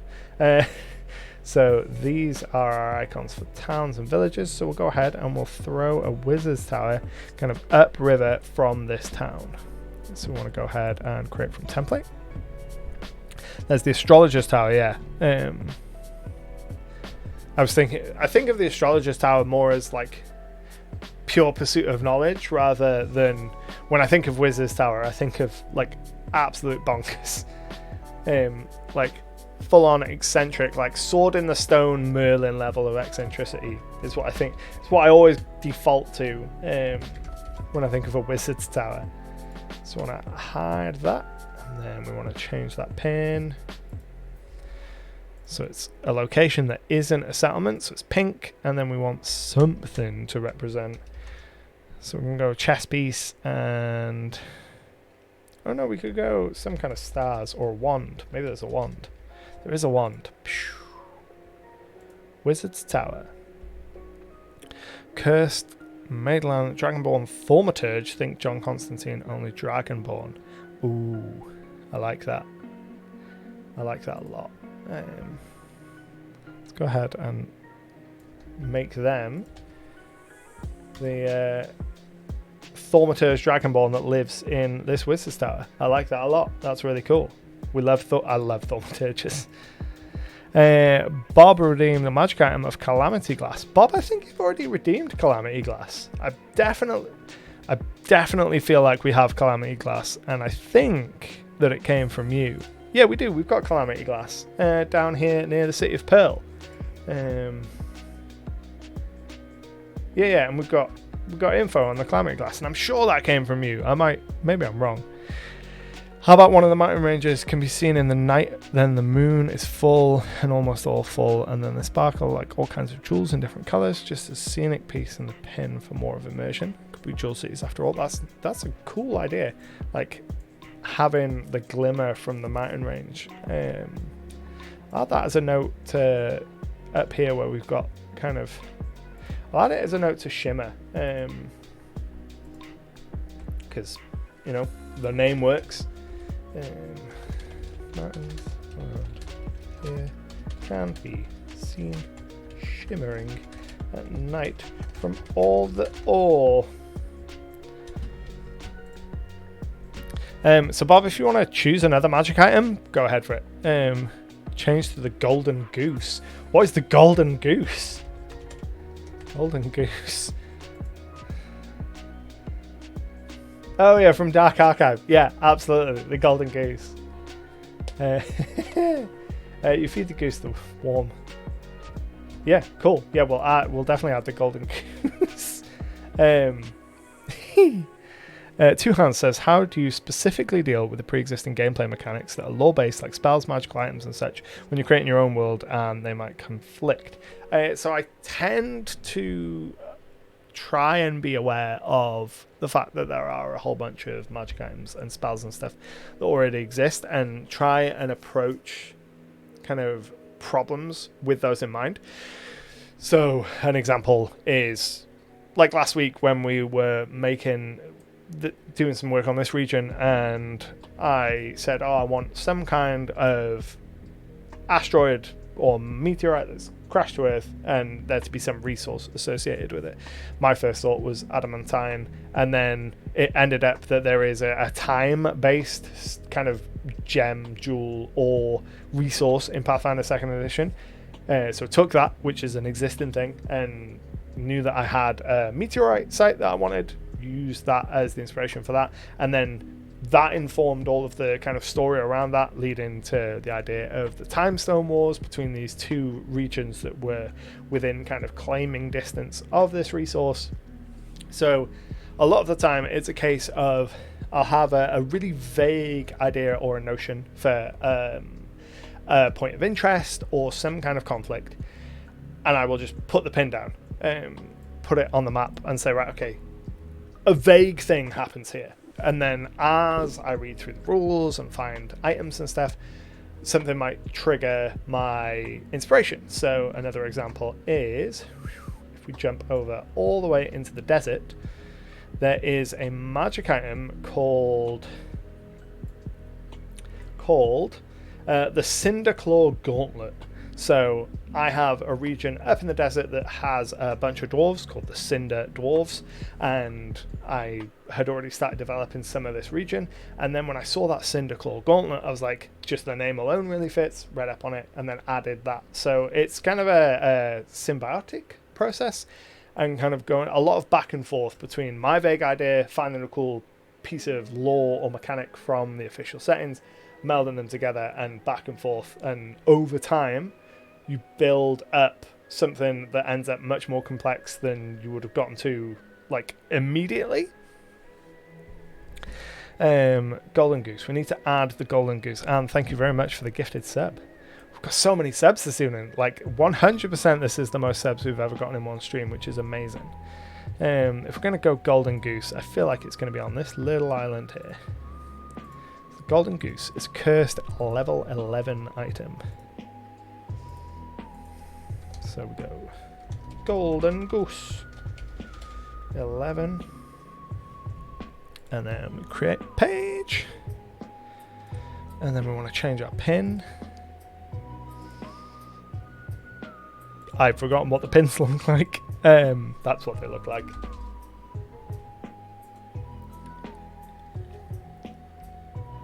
That is what they, yeah, that's what they look like. My brain. And then we hide that, and now we have the golden goose. Likely to be the property of someone who more than likely used it. Absolutely. Blade, gifting another sub. Thank you very much. We have Shimmer. Now I kind of want another mining town called Glitter, where they try and extract rare magical resources, but only find regular old gold. So they keep digging deeper because surely not all that's from Glitter.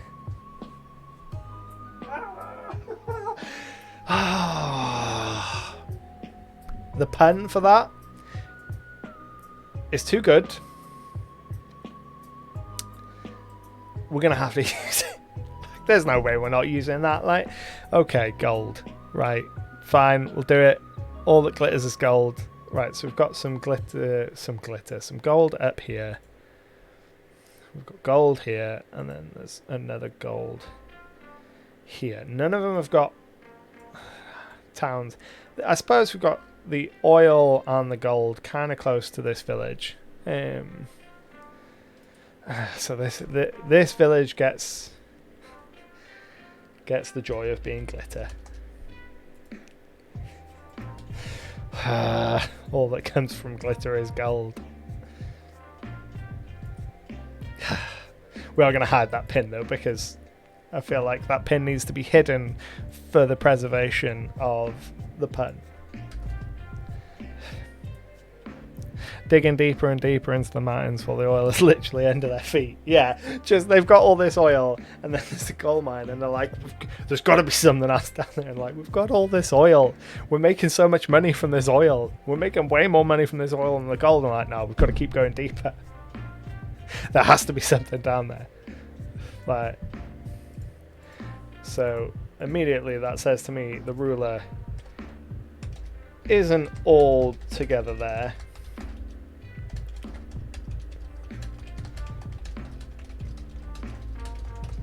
Obsessed with finding something more than gold.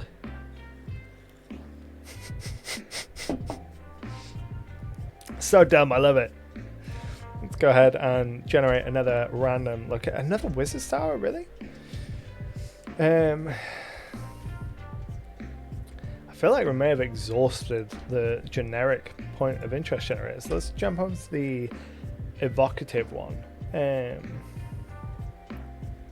So let's go and find something that speaks to me. Having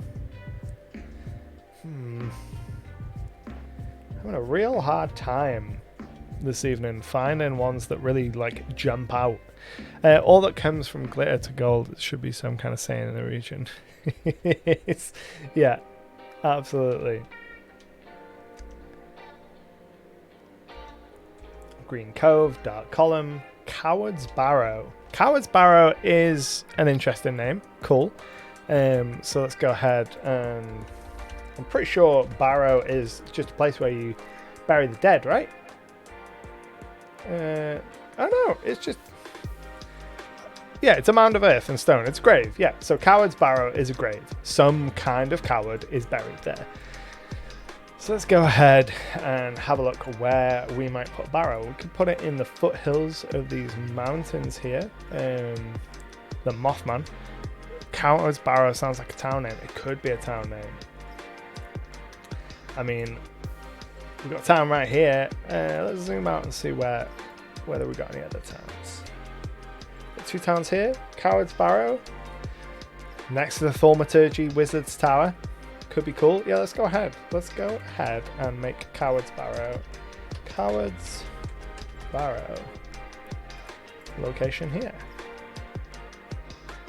Go ahead and hide the pin. So the reason I hide the pin for towns is because towns are large enough that maps might show them as being, hey, some kind of settlement is here, but not necessarily important enough to warrant being named on like a whole like countrywide map. So Shimmer can stay because Shimmer is marked there, but we want to hide the pin and page for the rest of our towns, which isn't something that I've done up until this point.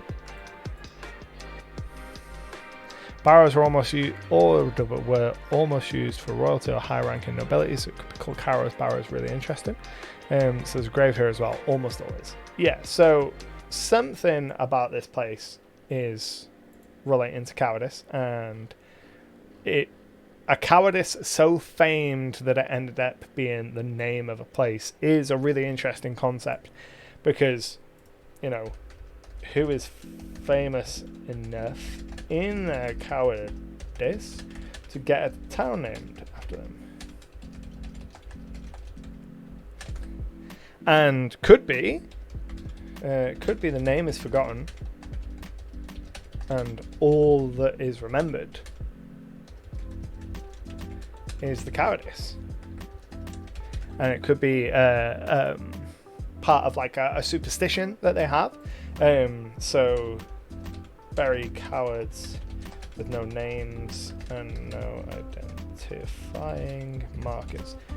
So they could be famous for kind of like one of the most kind of top tier punishments, or like shame points in this town could be if you are considered a coward and you pass away, you'll be buried without any markers, without any headstones or any name, so that you are just forgotten and all that is remembered of you is your cowardice. And that could be a really interesting kind of superstition to play around with. Coward's Barrow, named after the site, is said the cowardly Prince Regent was buried after being chased down and given his final end by the wizard who built the tower the Thaumaturge later moved into. Could absolutely incorporate the Thaumaturge into it in some way. The coward was a noble that made a deal with an otherworldly entity to cheat death, made them mindless undead that couldn't be killed and had to be locked in the barrow because it's the only way to deal with him. That's interesting. Punishment for cowards fleeing the army is buried alive when caught. That's brutal! See, this makes me feel like I don't put in enough settlements for my campaign. These kinds of places, it's not necessarily a place that the players are ever going to encounter. You know, there's a real risk when it comes to this style of prep that you might end up wasting a lot of your prep time. And it is something that I'm aware of, in as much as I definitely wouldn't recommend kind of this approach to world building for everyone for every campaign. And it's not something that I would necessarily do if it wasn't my job. You know, obviously I get to spend a lot more time doing this than a lot of people have available, because this is, you know, my full-time job is doing this stuff and making content and stuff. But part of my kind of justification for it is I think that this is the region that I want to play around in. This is the sandbox I want to play around with for the long haul. So most of the time I approach my world building from the point of view of the next campaign, whereas this I'm kind of thinking of I feel like I could, you know, maybe spend 10-15 years adventuring in this place, and I want to build up enough breadth and depth to be able to facilitate that. So that's how I'm kind of justifying the investment of putting all these places in and taking the time to, you know, write a sentence or two for each place, because I'll go in and I'll fully develop them when the players are nearby. You know, if the players never end up in this part of the Jewel Cities, there's no point in developing Coward's Barrow beyond just some vague ideas. In Old Norse mythology, barrows were regarded as gateways to the afterlife, a place where the metaphysical lines were thin. People often experienced dreams and visions, connected with the barrows.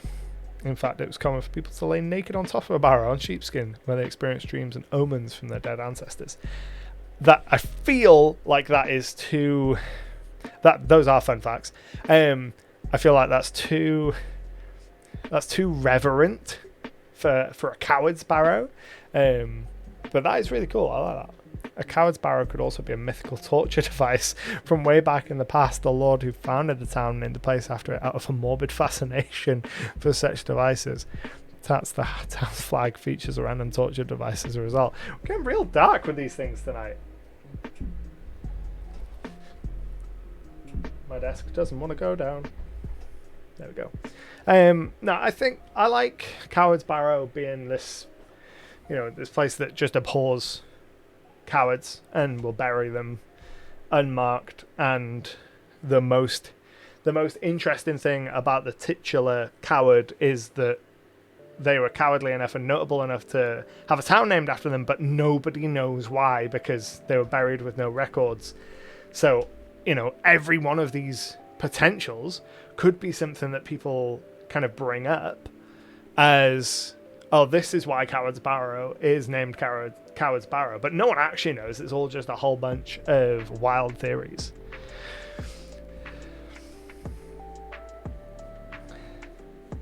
Neffin Orenborn. Feel free to change the last name to something less on the nose. The dwarf mayor of Glitter, because of course he's a dwarf. Yeah, of course. At no point was I ever under any illusions that the mayor of Glitter was going to be anything other than a dwarf. And I like Neffin Orenborn. So I like that. Yeah, that's fun.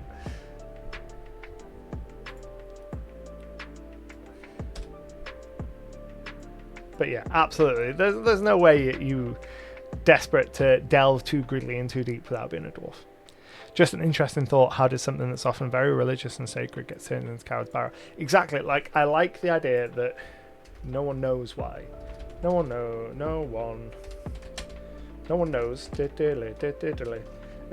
why it's called this, or the origins of the OG Coward.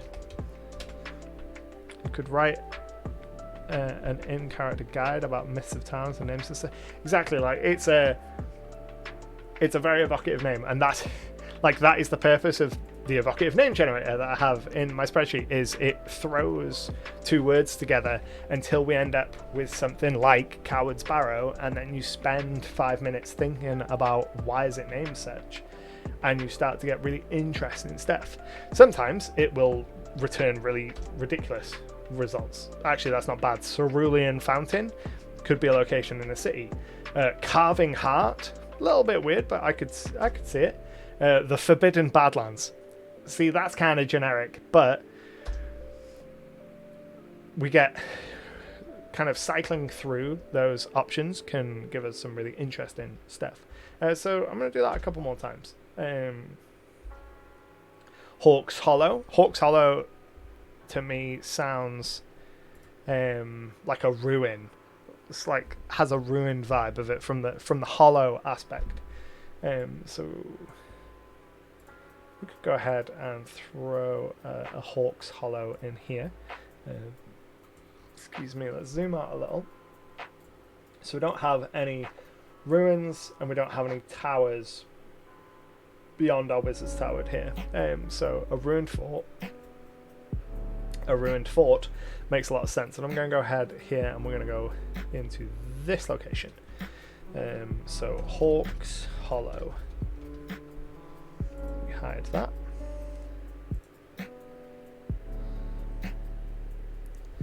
And then we want to go ahead and edit our pin, and I can't remember whether we have an icon for ruins. That's a good point. Let me have a quick gander and see whether we have any ruin icons. Ruins.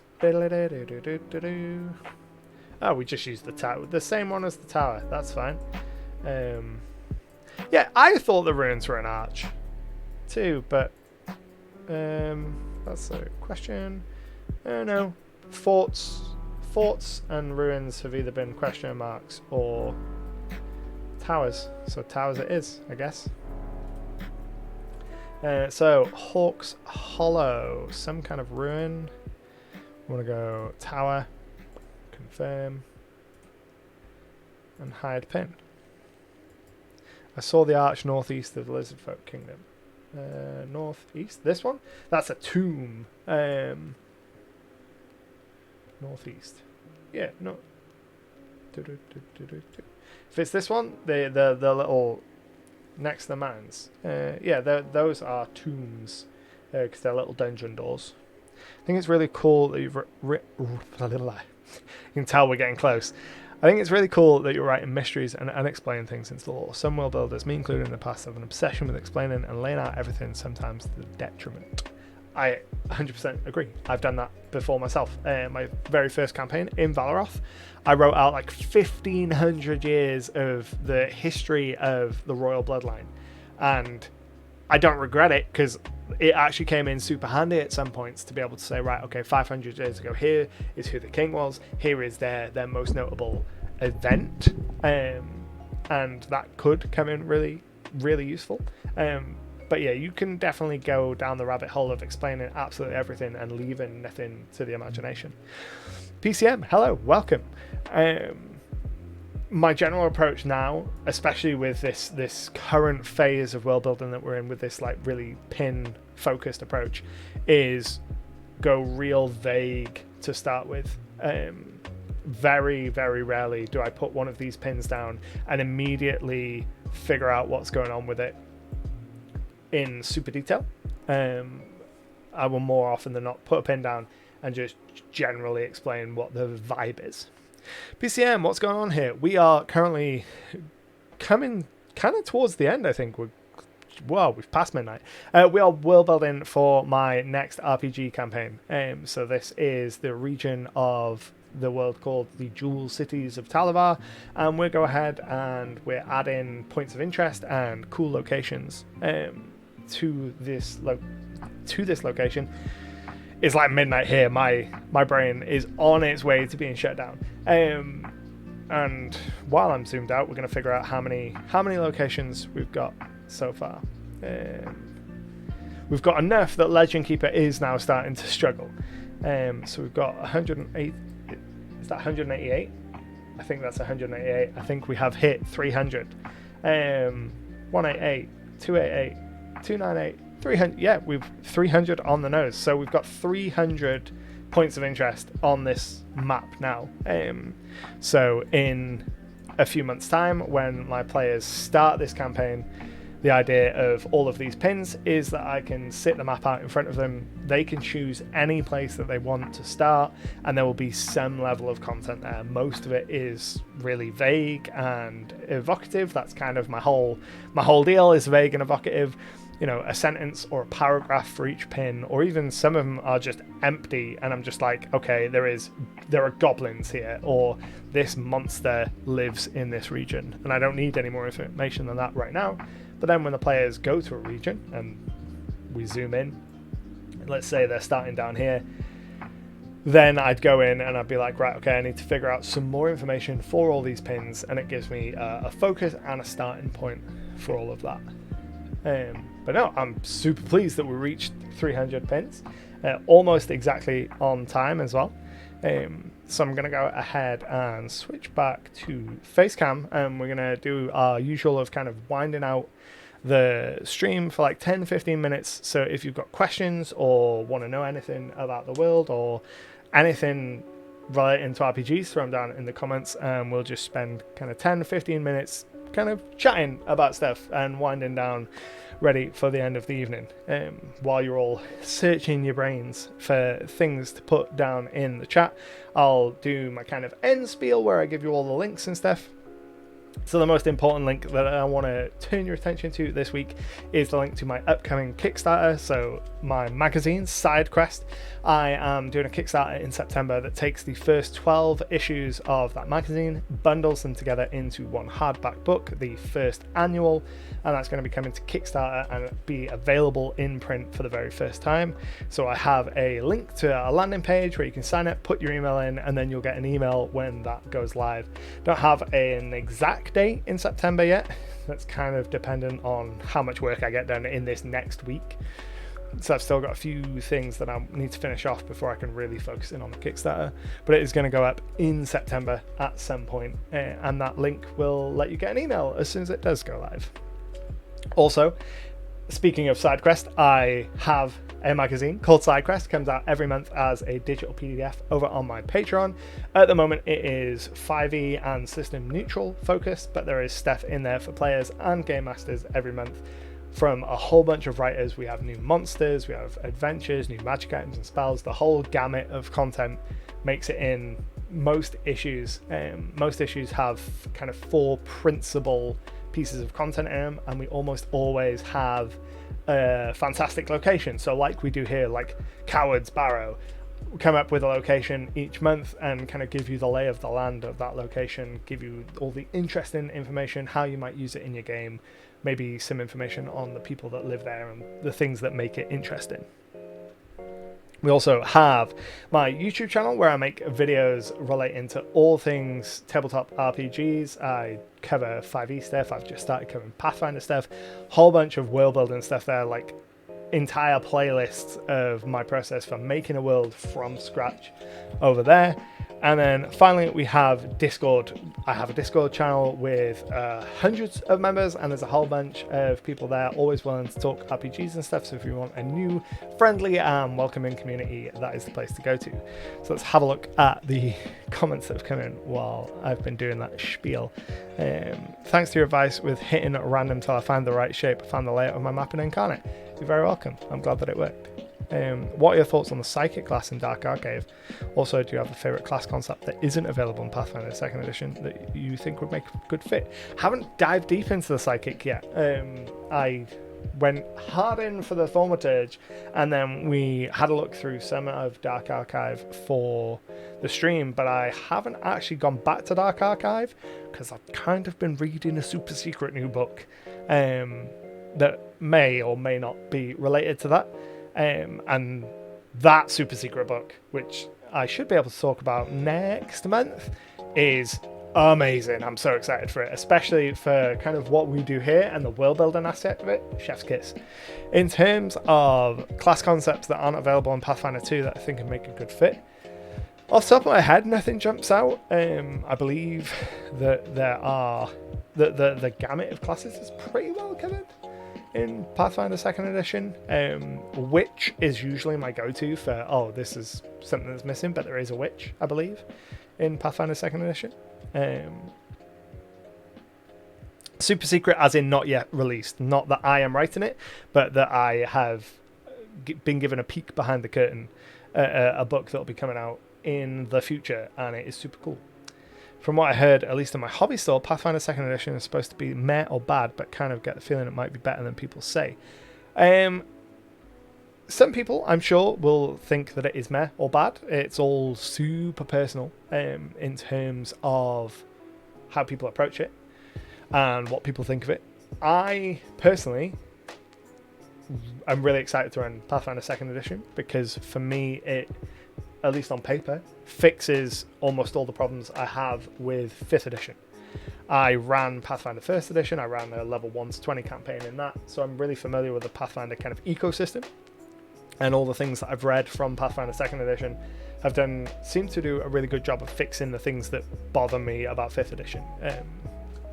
It's a little more numbers focused, in as much as when you are making your character, there's a little bit more to think about in terms of numbers. You have quite a bit more choice in terms of number of options when you're making your character, but broadly from a player perspective, when you are playing, it's going to be fairly similar to 5th edition. You know, you roll a d20, add your modifiers, compare it to the target number for success or failure. That core mechanic is still there, so it's just a case of you have a different suite of abilities and they work slightly differently, but the core gameplay loop from the player perspective, broadly the same. Just the minutiae of how it handles it is a bit different.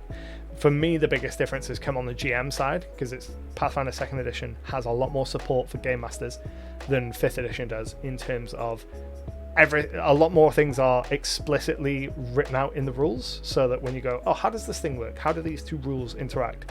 What is the process for doing this thing?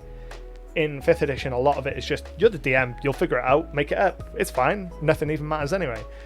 And in Pathfinder 2nd edition, it's much more of a case of, well, we've thought about this, here is how it works. And you can ignore those rules if you want, but it's nice to have them to ignore.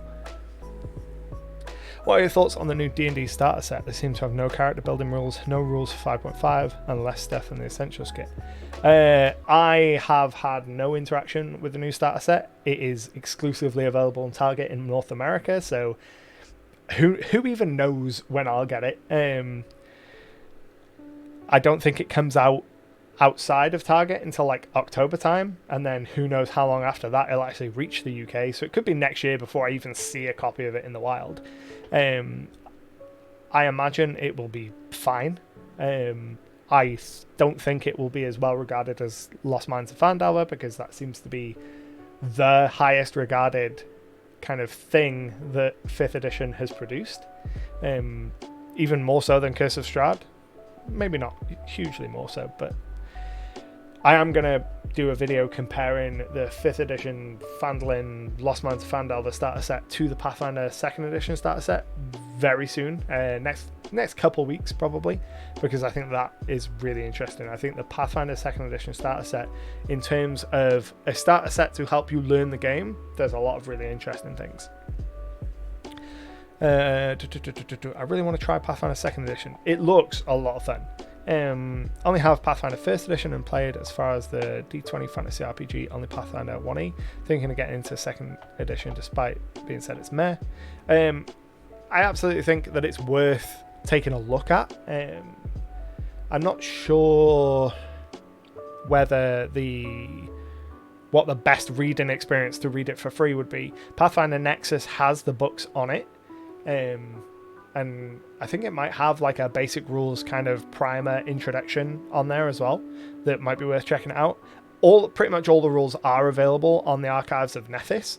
I don't find them to be a particularly good way to read them for the first time. Excellent source for referencing, but for me, that site is not the way that I want to read and learn how to use the system and the mechanics. My advice would be to pick up the core rules the pocketbook editions. I've completely forgotten about them. They are absolutely a good way to go to get into Pathfinder with a physical format really cheaply. How easy is Pathfinder for using it in a fully homebrew world like yours? How much lore does it impose on the world with the mythology, gods, historical characters, lore of magical items, etc.? So far, I haven't noticed a huge amount of lore that gets in my way. So there is a lot of lore for Golarion, which is the world of Pathfinder, and a lot of it's actually really, really cool. I've been reading some of the lore for the Pathfinder world recently, and it is very cool. There are a lot of really evocative elements. There are a lot of like classics that you'd expect from a sort of generally tries to do everything Fantasyland, but there are some really cool elements. You don't need to really know any of it, and I don't think the majority, it's not exclusive, but the majority of certainly the core rules, you don't need to know the lore to interact with. Some of the backgrounds in particular are lore specific, so like you get the Knights of Lastwall, which are a faction in Golarion. They have some of their own backgrounds, and some of their own kind of subclass stuff that you can pretty easily adapt. It gives you suggestions in that book on how to adapt it. At least I think it does. Let me check. Lost Omens, Knights of Lastwall. So this is Knights of Lastwall. Even though I have no intention of running a Golarion book, I've picked up several of their settings books just for inspiration. So this Knights of Lastwall book, like in the introduction page, it has some information on adapting this book. I don't know whether you can see that. Gives you some suggestions on how to take the contents of this that are Golarion specific and use it in your own game. And that I've found to be really cool. I've got a couple more of the setting books for Golarion, and just flicking through them and seeing how does a knightly order operate in Golarion and how does it interact with the rules and how can I use that has been really fun. If you ever make a campaign relevant tavern, call it the Drunken Goblin, please. The Drunken Goblin. The Drunken Goblin is a good name. Golarion has pretty cool places like the River Kingdoms, the River Kingdoms, Mendiv, the Crusader Nation, and the World Wound, which is literal a wound in the world, which leads to the Abyss. Forget the name, but the land where the UFO crashed down, and then try and use it and figure out alien stuff. So the River Kingdoms are pretty cool. I've been reading a bit about the River Kingdoms in the last couple of days, actually. I really like, is it Tar Bathom or Tor Bathom? Their kind of version of Vecna, like the super evil undead guy. Super cool. Like, I was sold on Golarion as a setting when I read that their big bad evil guy, the undead guy, tried to cast Wish to pull the heart out of one of his enemies on the battlefield, which is the most metal thing I've ever read in my entire life. And the fact that it didn't work, I think, is a crime. He absolutely deserved to take that heart. Like, at some point in a campaign of mine, I'm absolutely going to get an enemy to cast Wish to rip out a player's heart. Like, if they are close to being dead, if I have a situation where the players are fighting a BBEG and one of the players is a low enough HP that I think, right, okay, they will die whatever this enemy does to them this turn, most likely. 100% they're wishing for their heart to come out into their hand because it's so metal. I don't know about adapting books to D&D, but Forbidden Realms would be dope. Galarian is absolutely bonkers. Yeah, like, in general, I think that it's easy enough to adapt pre-written settings into your own homebrew world, and just you take the bits that you find interesting and inspiring and you leave everything else. And just as horny as the Forgotten Realms.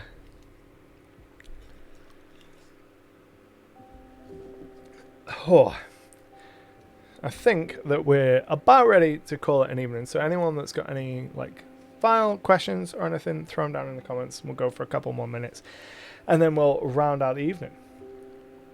I think I've pressed all of my link buttons. Yeah, I have. I've pressed all the buttons that tell you the things that you need to know. And not forgetting the Forgotten Realms, the Mammoth Lords, which is near the North Pole, has lots of barbarian tribes and mammoths. Wishing is for weaklings. Lodge your hand into their chest, pull out their heart and squeeze it dry, Metal Gear Rising style. Yeah. I mean, it's more of the audacity of using a wish like that, like using a 9th level spell that can do so many bonkers things, to just be like, yeah, no, I just wish that I didn't have to come over there and rip out your heart. I just wish it was in my hand. And I would deliver the wish with that kind of inconvenienced tone as well, like, oh god, it's such a problem for me to come over there and kill you. I wish that I could just have your heart in my hand. Casts Wish. So, like, if I was a player and I was super low and expecting to die, like, that's a death you're gonna remember. Like, oh, the BBG wished for my heart to come out of my chest. The Pathfinder version of Kingmaker, the Pathfinder 2 version of Kingmaker, holy moly, is due in November, which should help convert a bunch of folks from PF1, and from what my friend was telling me who played it. Yeah, there's Kingmaker and is it Abomination Vaults coming for 5th edition?